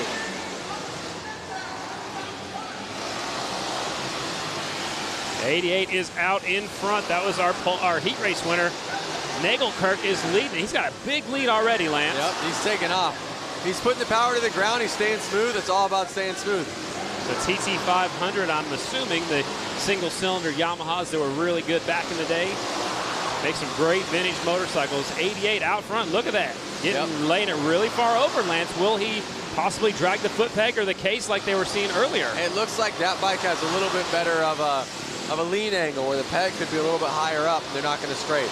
All right, so it's probably set up a little bit more for flat track racing than some of our hooligans. He's actually got tape around the foot peg, which is for safety, and it looks like it's really loose. So when he gets over that far, it lifts up. Yeah, so the tape is sliding on the ground and then the spring's taken out of it. So the peg's actually kind of moving with the ground. It looks like he's running very low air pressure like we saw in some of the other classes earlier too. So 88 definitely knows his way around an indoor. Little puff of smoke. Whoa. He's trying to get around that lapper. It's kind of making him ride a little different. The 110 is caught up to the back tire. Weiniger. They get by the 08 now. 88 still is your leader. Nagelkirk. Weiniger's in second. Blaski's in third. More lap traffic in front of the leader. No harm, no foul. Leader's got a little bit of breathing room. Yep. He's almost a second ahead of second place. Trying to track like this is a lot. Oh, we lost a rider right behind the leader coming off of turn 4. That was the second place rider. That was the 110. 110 going down is Weiniger. The CJ Weiniger was in second, so that opens up the lead. Now here comes a battle for the lead now off of turn 4. Uh-oh. Checkered flag out. Man, 88 barely hangs on to the win. I think he looked back and knew that was second place on the ground. Yep. Another rider's on the ground over there off of turn number 2. Carnage everywhere. Blaski was pointing at him like, I almost had you. You know what? Look at the bike's leaking. It's hot. It's got oil coming out from it. 88 bike's got a lot of fluid. Oh boy. Yeah, the back tire is completely wet. That was probably set up so. Oh, Yeah. He set that up so the guys behind him. It was like a little like. That's why they all fell off on the last It lap. was like a little Batman trick. or Spy Hunter. Remember that video game? I don't. Before your time. Mario Kart. Let's go down to our winner down there with Diana. The number 88, Kyle. Oh, man, you got the win here. And then look at your bike. It's just leaking all over that Dr. Pepper syrup. But you had a great race, nonetheless. Thank you. That was a bit of a disaster. Right before getting on the track, I lost my rear brake. And I'd just like to apologize to the rest of the racers for slicking the track. Well, that was very kind of you to offer the apologies, but congratulations on that race. Open Vintage Class, this is your winner, the number 88. Guys, we're going to go back up to some more racing. Sounds good, Diana. Looks like there's going to be a little bit of track maintenance going on right now. Up next will be our women's main event, but, man, that thing was leaking oil that entire last lap, so that's why a few riders fell down. So it's going to take a little while to clean up the racetrack. Yep. 88 taking the win. What's going on social media? Social media is going great. It looks like a lot of people are asking questions, you know, what's coming up next, and we can tell them what's coming up next right now. Like you said, you have the women's class main event, Boonie main event, Pro main event, the headliner, the Hooligan main event. And then an extra class, the Goofball main event will be how we wrap things up here in Milwaukee. I feel like the Goofball main event is just us up here talking. Goofballs. Well, maybe we should race the Goofball class next year. I'm racing every class now. Any class you can. Man, getting set to go with our women's class. Our rules for the women's class, obviously you have to be a female. Same rules as open amateur.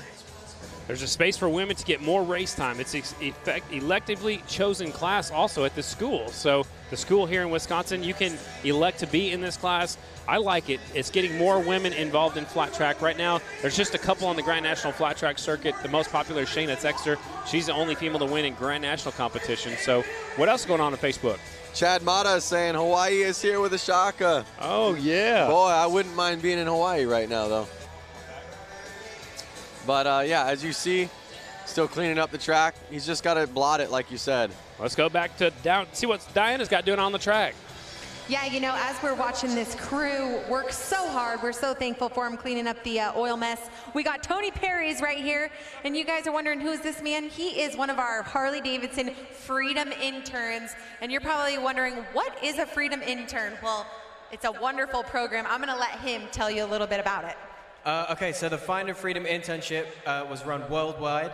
They picked 8 of us out of 7,500 applicants from over 30 countries. And they gave us all brand new 2018 Harley-Davidsons and just told us to go and find our freedom. And so we traveled, well, 6 of them traveled across the US. I traveled across Europe, and another girl, Charlie, who's over there, she traveled across Europe. She's with Megan, who both of them just learned how to ride this summer. I've been riding Sportsters for years because I love Sportsters, so flat track is where I belong. We're going to see you out here next year then, racing the flat track. Absolutely, I'll have to build something and bring it over. Okay, awesome. So just give a little bit about that experience going through Europe on a bike. I mean, it's pretty amazing that out of thousands of applicants, you just got a bike and got to ride all through Europe. Wouldn't that be anybody's dream job? Absolutely. Like, I mean, I would have said that this was my dream job if I even knew that this was a job, but I didn't. So I used to just say that I wanted to be a chopper builder, but now I want to do this instead. Awesome, amazing. All right, we'll give a big round of applause for Tony. We're so sad to see the Freedom interns go, and they're going to go off into the world here in the next, you know, what, week now. So, yeah, thank you so much for all you've done for Harley-Davidson. A big round of applause for this guy, and thank you so much, Tony. Guys, take it back up to you. Sounds good. Thanks a lot, Diana. It's awful cool to have these new programs to get people involved in Harley-Davidson and get people riding Harley-Davidsons and all across the world. Yeah, totally. And like he said, that is now his new dream job. He's already had it, but he wants it again. Absolutely. I couldn't imagine getting a bike and being able to ride through Europe. That'd be awesome. A lot of cleanup going on from that last rider who won the race, but they leaked a lot of oil. So what they're going to do is they're going to switch up the program just a little bit. Our pro motorcycles are going to come up next. They've got more experience, Lance. I think it's good because the track's going to be a little bit slick out there. So they're sending the pros out next. We'll save the women for after that. It's funny. I'm back here on Facebook. Sorry, I was just looking at my phone. But I'm looking at it because Buck Lynn goes, if they want that cleaned up without any residual, they should use some brake cleaner. And now they all have brake cleaner out there. Maybe they were watching what they were saying. Yeah, so Buck, I think they were listening to you, and but they're cleaning. But the part with that, they got to be careful. If they use the brake cleaner, it's going to take off a lot of the Dr. Pepper syrup as well. So you got to be careful as you take that off. I'm sure they're going to bring your four-wheeler back out here with that Harley-Davidson engine out here and put some laps down to try to make sure it's all equal all the way around the track. Yep, I'm going down there right now to ride it. You're just going to try to do everything. I told you. I already said that. I just signed me up for every class. So we got a lot going on still. We still have a lot more races. Pro main event is up next, and we still about to figure out if we're going to go back to our women's class. We also still have our hooligan main event, which is what we all came to see, the Harley-Davidson hooligan class. Goofball main event is how we wrap up tonight's program. And the women's is on here. We just skipped them, and there's your quad. I thought you were going down there. Well, they wouldn't let me. Because you had to stay here. Yeah, they locked me in. Is that why you have handcuffs on? To keep you right here? I'm handcuffed to the chair. Yeah, you're not leaving. You're not leaving. Exactly. So there's the quad, and Harley-Davidson engine in there. It's got a lot wider tires than all of our motorcycles, so he's going out there right now just to try to put some rubber down, try to make sure it's not slick where that oil spill was. So our pros will be up next, then our boonies, and then our women's main event. Then we're probably going to get into our hooligans and then wrap things up with our goofball main event. So lots of fast guys signed up for the pro class this year. There are 6 entries, it looks like, going to make it into the main event. Fun crowd out here at the Panther Arena. University of Wisconsin-Milwaukee is where we're at, downtown. When we were here in February for Flat Out Friday, we were at the arena next door. Brought us back over here. They're building a brand new arena just on the other side of the Bradley Center. Man, there's 3 different choices here. Yep, that's for sure. One of the things, I was back again on Facebook checking out comments, and again, I want to see what you guys want to know. Do you have any questions? Where are you guys watching this from? You know, do you have a favorite bike out there that you're digging? Let us know. You have a favorite rider? Favorite rider. Favorite maybe person on the microphone, maybe you could just say we know who that is. She's like down there. Listening to Lance. Well, maybe they want to listen to Lance. Lance Corey? Yeah, Lance Corey. That's you. That's me. Hey. Hey. Yep. All right, let's see what Diana has going on down there on the track. I am standing next to Marko Lazarovic. All right, if you guys recognize him, that's because you saw him here in February in the inappropriate class. You're in the goofball class. The reason why I picked him out of the crowd, and I remembered exactly who he was because he has this beautiful cop uniform on, but he also has a really wonderful saying that I love. Say your saying. I said he fought the law, but the law won. The law won. That's how we do it for the goofball class. So we're going to see you here again for Mama Tried, am I right? Hopefully if work lets me off. Yeah, if his department, whatever that department is, lets him off. We got the donut police. He's making sure he hits the donut shop daily. So, guys, give a big round of applause for this guy. We're going to see him in the goofball class here shortly, and I hope to give you another winning interview. Guys, back to you. Thanks a lot, Diana. Having fun down there with one of our riders. He's got that banana in his holster. What do you find out on social media? I've just found a bunch of stuff out there. David Critchon from Wyoming. Evan wants to know how the mono wheel did. I think the mono wheel was on the maybe 3rd place, I think. But either way, he probably had a blast, and he left with a smile on his face. That thing was leaning. It had some lean to it. It looked like they were having a lot of fun for sure. Yep, that's for sure. I mean, we're getting a bunch of people out here watching. Evan Krafusky. I want to say Hunter Howell. How did he do? Do you remember how Hunter Howell did? We've had so many classes, I don't recall that name. Yep. Again, they're working in the Dr. Pepper syrup right now with that quad, with that Harley-Davidson engine in it right now, making sure the track gets sticky enough. Pro main event coming up next. And then Robosaurus Rex says, I want to see more of the female flat trackers. We have another women's class coming up, and I believe 3 races. Absolutely. So pro main will be up next, then our boonie class, possibly the women's after that, then our finale, so to speak, the premier class, the hooligan class. A little extra encore will be the goofball class. So 5 races left out here at Flat Out Friday, downtown Milwaukee, Wisconsin, celebrating Harley-Davidson's 115th anniversary. Getting things worked in. Big day tomorrow. It's a big day tomorrow. Up on the hill climb. Yep. At noon Eastern. And then we go down to the beach. How about most of these riders are going to be racing all 3. I know the hooligans are. Wow. So we're going to have hooligan guys racing all the way towards the last race of the night. They'll be racing here till 9:30, 10 or something like that. Right. Waking up right when the sun comes up, going about an hour away, racing hill climb, loading their bikes up, riding or driving their bikes, I would imagine, over to the beach. Right. And then racing on sand. So indoors tonight, up on a hill tomorrow, and over on a beach in the evening tomorrow. That's a lot of racing. And you get to call all the action for all 3 events. Brando will be along with you tomorrow, Brandon Graham. That guy's awesome. Yep, that's exactly it. All right.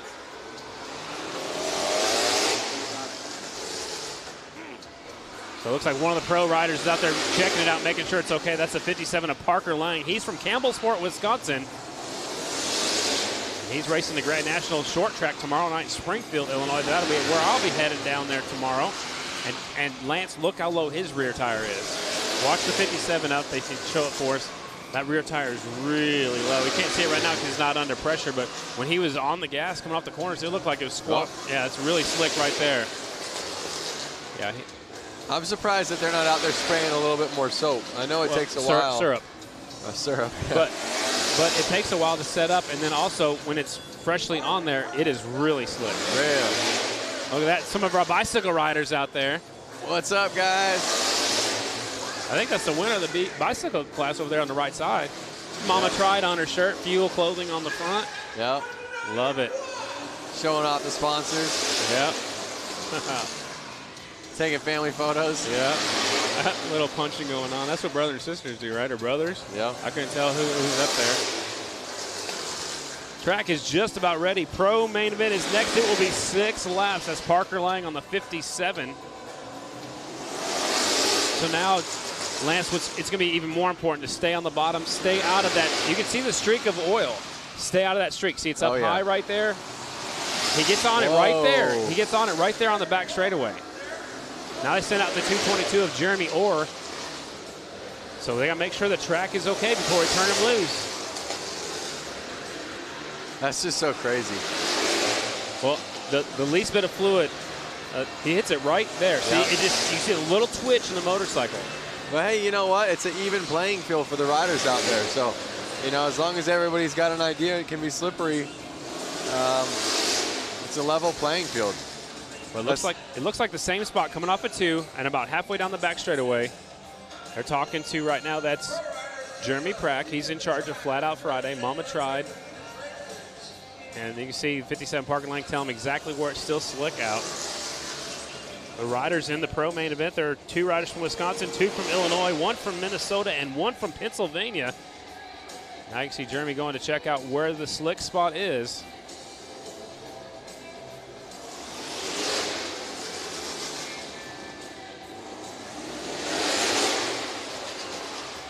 I think he needs to go a little bit wider out there, especially on the back straightaway. Yep. It's easy to see from up here. I'm sure, Lance, it's a lot easier to see from up here in our camera view down their trackside. It's probably not quite as easy to see that line of wetness. Yep. Or it was wet. It's oil, but.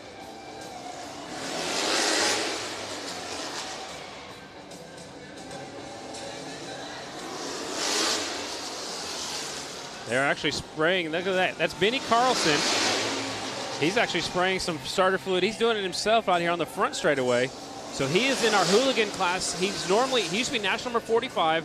Now he's running letter H. So wow, you just saw him kick it, and it looked like ice. It definitely looked like it slid out from underneath him. So the quad rider, he's out there on the back straightaway trying to continue going through the wet spots. Anything exciting on Facebook? You know, people are ready they want to watch racing, you know, and it's coming. Racing is coming back. They're going to make the track safe, and we are going to get underway. We're going to get to be able to see pros race. Boonies race, women's race, and again, the hooligans. And then a little bonus feature, the goofball class will be up last. Yep. There's the 222, that's Jeremy Orr. He'll be racing tomorrow night down in Springfield, Illinois. You can see all the track maintenance right now talking about it. They're stressing to get this fixed. Oh yeah. They're down there doing the best they can. They do everything they can to make the track safe for our competitors. And so we can put out a good show for you fans too. We don't want to see these people crashing. We want to see them duking it out in a fair race. Yep.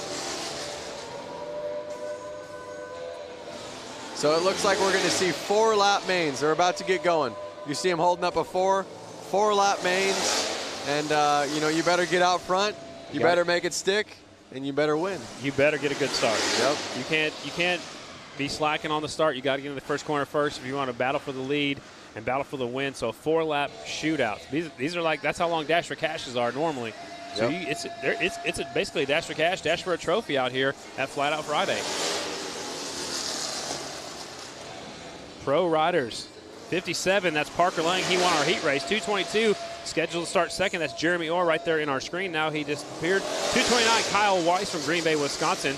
The 28, that's Blake Svensson from Bloomington, Illinois. And the 25, Shay Knuth from Bloomington, Illinois. And the 48, Cole Feely from Stanchfield, Minnesota. And he is on that Vanilla Cycles Honda. So there's your lineup right there again. Feely on the 48, Knuth on the 25, Parker Lang the 57, Jeremy Orr 222, Blake Svensson on the 28, and the 229, Kyle Weiss on that Honda. So again, 2 riders from Wisconsin, 2 from Illinois, 1 from Minnesota, and 1 all the way from Pennsylvania. Pro main event. So I'm sure they're going to give him a few laps to check out the racetrack, make sure it's safe. Here comes Jeremy Orr. There's 57, Parker Lang. You see Jeremy reach down there with his hand in his glove. He cleaned off the tire because they've been sitting over there where the bikes go on and off the racetrack collecting a little bit of dirt. The tires are tacky, they're sticky. He wants to make sure that tire's clean. You want to pick a winner in this one, or? Oh boy, that's tough, but I think I'm going to pick 57, Lang. All right. You can't pick him now. The local rider, you know, he's on his game right now. 222 is a very aggressive rider. I've watched him at the Ice Racing Series. I watched him on the Grand Nationals. 222 will be up there. Svensson is also another ice rider, the 28 bike. He'll be up there to the front. I mean, there's 6 of them, and honestly, I think any of the 6 can win. Yep. Look, he's smiling ear to ear. That's the 229 of Kyle Weiss. And like I said, a lot of these riders are making their way down to Springfield, Illinois for tomorrow night's race. They're telling them one more time, it's a 4-lap race, 4-lap pro main event. They're waiting for the 48 bike to get his bike fired up. It is now started. That's Cole Feely. Here we go, 4-lap main. That's what we've been waiting for. Pro-wise, light turns green, 57 grabs a hole shot, and they go wide. That opens up the door. Svensson in the lead, the 28 bike, your new leader. Oh, Svensson, stacking him up over there. Let's get him go. I want to see a green flag. New leader out front now is the 229 of Weiss. Kyle Weiss from Green Bay, Wisconsin. He's your leader. He's on the right side of our screen. The 229 is out front. Svensson in second on the 28. Svensson's got a little bit of chatter going in the corners. You pointed that out earlier as the white flag is already out. I don't think these bikes are set up for such a small track. And double checkered flag is out. Weiss takes the win. The Wisconsin rider will win it. Tough break for some of the fast guys from early on. Svensson will be second. Nice wheel stand by the 229 of Kyle Weiss. Just like you said, anyone here could take it. And that was kind of a shock, but Kyle Weiss, again, Wisconsin rider taking the win. Svensson second, Feely is third, Parker Lang is fourth, Shay Knuth is fifth, and Jeremy Orr, the rider that went down, will be sixth. There's the look at the finishing order. Weiss, Svensson, and we'll look at the restart right here. It's very important. Parker Lang had a good shot. He gets in the corner, but he gets in too deep, and they just can't get turned right there. And it takes 3 fast guys up to the high side. Svensson had the lead for just a moment on the 28 bike, and then what happens here? 229. Oh! Gets pushed wide. That was a nice move right there. That might be the move of the race. A nice clean move by the 229 to take the win. Up next, what do we got here? Our Booney main event. This was the jump's back on the track. Oh, the jump's back. Now you want to get back down there, don't you? Let me out. This was one of our biggest classes. The Booney rules must be a pull start engine, a rigid frame, and full AMA riding gear is mandatory. Your starting lineup looks like this. 01 is Brent Hankey, 35 David Kilkenny, 30 is Jason Warnke, 101 JJ Flaherty, 99 Adam Munzinger, 75 is Jacob McCutcheon, 13 Ben McGinley, 24 is Alex Polson, 142 is Holbus, who's been having a good night so far, just hadn't had the results. 7 is Linsowski, 76 is Oliver Peck, and the 777 is Mascari. Here we go. This is going to be an exciting one right here. Look at them warming up their tires, getting ready to go. We're going to see any wheelies off the bat like we did in the semis or the we heats? had like 4 of them, didn't we? And we saw wheelies in almost every one of them. Yep. Centrifugal clutches, so there is no hand clutch. They got to, just grab a handful of throttle and hope that thing gets going. You can see some of them might start running. The rider in the back's trying to get the crowd fired up. I love it. Booney, main event. Staged up and ready to go. And they're off. 0-1 from the inside, grabs the whole shot. 45's on the outside. Well, that's Flaherty, but he's normally 45. Yep. He's got a different number on this Booney bike. 101, your leader. They all passed the jump on that one. I would too on the first lap because they're all bunched up together. Look at that, leader sliding into the turn number 3. Oh, he's hitting it. See, now it's getting to the point where they're wanting to stay on the inside line. Yeah, the shortest way around. Yep, but they're having to hit the jump. So it's actually, now that all the fast guys are out there, they're having to hit it. Third place went over the jump. Yep. Battle for the lead, 4-lap main event. Flaherty, there comes a 0-1 up the inside. Checkered flag is out. JJ Flaherty takes the win. There it was. Kilkenny second. Hankey is third. McCutcheon is fourth. What a race right there. Kilkenny's got that bright green on there. Kilkenny's going back to his motorcycle. Look at that stand-up wheelie from your winner. JJ Flaherty taking the win. Kilkenny second. Hankey's third. McCutcheon fourth. Warnke is in fifth. Let's look at the last lap. Last corner. JJ swings wide. Here comes the 0-1, sticking a wheel up the inside. Not able to make the pass. And Kilkenny gets that second spot away right there and come to the line. Love it, man. They need to just put a whole row of those wooden jumps, like a forced whoop section. Yeah. They have to go bop, bop, bop, bop. That'd be interesting for sure. Up next, what we got here, our women's main event. We had 4 entries in this one. We got a KTM, a Vor, a Honda, and a KTM. So 2 KTMs, and your riders are the 11 of Hannah Lang. We saw her win the women's hooligan class earlier. 08X Kristen Lassen, Lady Lassen on the 08X, 08 Zaria Martins. So she borrowed a bike from Zaria, and the 17L Leah Orloff, and she is on a Vor. You heard of a Vor? They had those quite a while back. I have never heard of them. I actually was thinking it was misspelled something on them. Chris Carr actually rode a Vor back in Grand National competition. Okay, so it's that flat track looking bike right there. Yeah, there you go. So we got 4 for 4, 4 laps, 4 girls, and they're about to start. And they're off. 08 grabs the whole shot. Zaria Martins will lead them off of turn number 2. There they go. And the green flag is out. Looks like she's got bark busters on there. I think that's a good move. You know, like you're going to go trail riding? Yeah. That's a little, intimidates your fellow riders out there maybe. Halfway flags are already out. It's Zaria out in front. She always has a big following when we're up here. She's from Fond du Lac, Wisconsin, just up the road. Yep. Zaria out in front. On the gas, white flag is out. 1 lap to go. Last corner, here's your winner. Zaria Martins will take the win. Nice ride right there. She was impressive. Lady Lassen is second. Orloff is third, and Hannah Lang is fourth. Yep. 9.1 second lap time for Zaria. So not even a second. The pros weren't a second faster. Is that correct? I missed the pros, but I know for sure our open amateur was 8.67 for sure. So not even a second. Not even a second. It's going fast for sure. Zaria Martins taking the win. Lady Lassen second. Leah Orloff is third. And Hannah Lang, who won the women's hooligan class, she will take fourth here in our women's class. It's time for our main event. It is. Time for hooligan. Hooligan main event.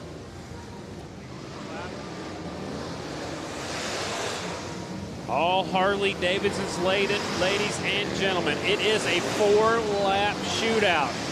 So if you didn't win your heat race, you're starting further in the back. So remember, you had to win your heat race. If you didn't win your heat race, you had to win your semifinal. So all these riders have won a race. Letter H, Benny Carlson. 34, Jeremy DeRuyter. 45, JJ Flaherty. 42, Rich Heverly. 963, Michael Hill. 142, Daniel Holbus. 44, Dan Jacobson. 35, David Kilkenny. 182's Hunter Klee. 97, Louis Lauder. And the 11X, Jason Schreffler. Again, these riders had to win a race to get here. That's just an incredible feat, and I don't even know who to choose because, again, like you said, they are all winners. We saw them all race great earlier this evening. So how do you pick somebody? I don't know. I mean, anybody can win this one, just like we said, the pro class. The 6 riders on the front. They have but if, let's say, 42 runs them wide, like in the pro class, someone in the second gate's going to be able to slide right in. Right on. And game over. Rider we're looking at right here, the letter H. He's been national number 45 is Benny Carlson. He had a national number for a while. He's done supermoto. He's road racing, flat track. And here we go. Hooligan main event. It's the 42 getting the whole shot. That is Rich Heverly. Uh-oh. That's bad news for everybody else. The H is right there, though. That's Benny Carlson. He's got the fringe off of his leathers. I love it. 4 laps to get it done. It's a short main event. Hooligans. Heverly, Carlson, Lauder, Klee, Flaherty. Right there, your top 5. Here he comes at the white flag already. 1 lap to go for the white 42. Flag is out. Can he keep it up? Half a lap left. You can hear how loud it is right now. We're yelling. Yeah, he is pumped up. Look at that. There he is. Checkered flag, double checkered flags for everybody here in our main event. JJ Flaherty comes up a little bit short. Heverly taking the win. Rich Heverly on the 42 bike taking the win. Benny Carlson second. Louis Lauder third. Hunter Klee is fourth. JJ Flaherty settles for 5th. A lot of these guys doing some burnouts. There's Kilkenny on his Sportster. That's what they came to see, man. The Hooligans. Uh-oh. They're going to ruin this place. They got some help. They're going to have a smoke show. Remember, we still got 1 more race to go, so I know Diana's going to talk to our winner here in just a second. I know it's awful loud to talk to anybody. Man, they're having some fun. There were one of the tires that looked like, man, just went. Yeah. All right. 1 more race to go. See some of the oil on the back tires of some of those bikes as they were letting it all loose out here. Let's go trackside once again to Diana Dahlgren. Hey guys, so we are down here with the winner, and you know, this is such a big ordeal. You are the Harley-Davidson Hooligan winner of the 115th anniversary weekend. This has got to be a special moment for you. This is the biggest win I've ever had by far, to do it in front of all these fantastic Harley-Davidson fans.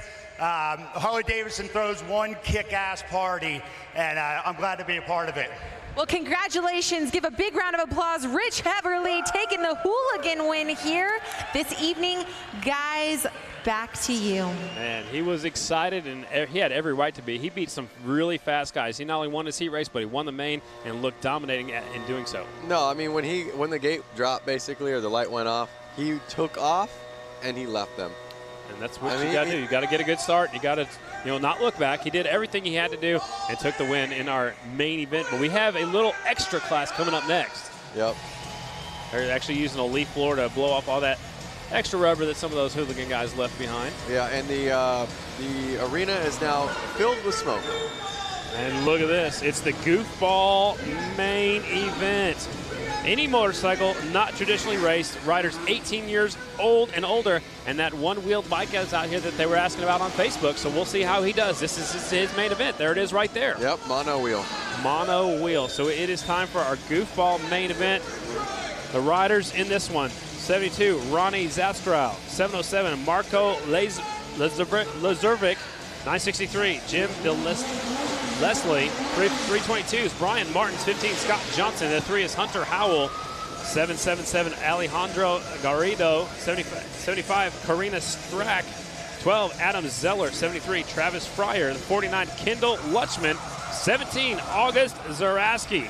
Riders are in this one from all over the place. Most of them are actually from Wisconsin. 1 from Florida, it looks like. And several different motorcycles. There's the Purple Rain bike. He won his heat race earlier today. Actually, that might have been a semifinal we saw him win. Yep. Representing Prince. Purple Rain outfit themed motorcycle. There's the 75 bike. Uh-oh, we got a wrestler out there, I think. Uh-oh, that's his championship belt. He's got a big chain around his neck. How many of these guys do you think rode their bikes here? Ooh, I don't know. I wonder if that police officer did. He's probably supposed to be on patrol. The 707, Marco Lazervic. Look at that, Macho Man. He's got that on his glasses. You see that? Yep. Macho Man Randy Savage. That's a unicorn bike a little bit to the left right there. The big unicorn sticking off his side. There's another wrestler. He's got the mouth guard on there like the old style motocross helmets. Yep. I remember that in BMX days for sure. That's a lot before my time. Oh, come on now. You're not that much younger than me. Born in 1990. Stop it. 1990. Just a puppy. Line them up. I love the smell of burnt rubber. Yeah, it's smelling real good right here. 4-lap main event. This is the final race of the night, the goofball main event. The red lights are on. It's time for our crazy main event. Light turns green and they're off. Prince grabs the whole shot. He'll take him down the back straightaway. I think Prince is going to take it away on this one. Well, I don't know. That abdominal snowman was looking pretty good himself. A little wheel chatter. Here comes the police officer. The lights are on. He's up to second. Uh-oh. Notice how they're racing in the dark, kind of. I mean, it's got to be hard to see down there. Well, it's kind of red. Police officer's got his lights on. The leader's already down the back straightaway. Look, there's a kind of a dune buggy looking thing they just went by there. Look right there. Yep. That's a trike. It's a trike. There goes your leader pulling the front wheel down the back straightaway. Last lap. Yep. Here he comes, final corner. Prince will take the win. Yeah. Love it. Police officer comes up a little bit short here in the main event. Zastrow taking the win. Man, what a cool race it was. He's going to stop over there. That is Zastrow on the number 72 Prince-themed motorcycle. Zastrow, your winner. Lazervic second. Zaraski's third. Martins, Fryer, Desile, Zeller, Johnson, and Garrido, and Strack rounding out your top 10. That was the last race of the night. I believe Diana is going to catch up with our winner down there in just a second. What a cool night of racing here at Panther Arena. Let's go trackside once again. Diana Dahlgren, take it away. Oh, there we go. Okay. You guys, Prince, the Purple Rain, he has just won the goofball class. We saw you earlier today, and you were looking real prepared with the, the Prince setup. How does it feel to take the win here at the 115th anniversary? Very nice. Well, your friends over there are burning rubber. I better let you get over there and. Hold on, he's got my trench coat. Oh, he actually, the buddy stole the trench coat to Prince's. Well, congratulations, Prince. We're gonna let you ride off into Purple Rain here now. So congratulations, him and his white bird. Guys, we have a lot going on tomorrow. Scotty, Lance, tell the fans all about it. Man, what a great night of racing here at Panther Arena. But tomorrow, the hill climb at noon Eastern. Tons of great action, great passes tonight, great racing. And we also, tomorrow afternoon, we'll be on the beach, man. Lance, I had a great time. Had a great time with you as well. Thank you for being here. That's it for us. For Diana Dahlgren, Lance Corey, I'm Scotty Dubler saying good night from Milwaukee, Wisconsin. Thanks for watching. We'll see you guys tomorrow on the hill and then tomorrow afternoon on the beach.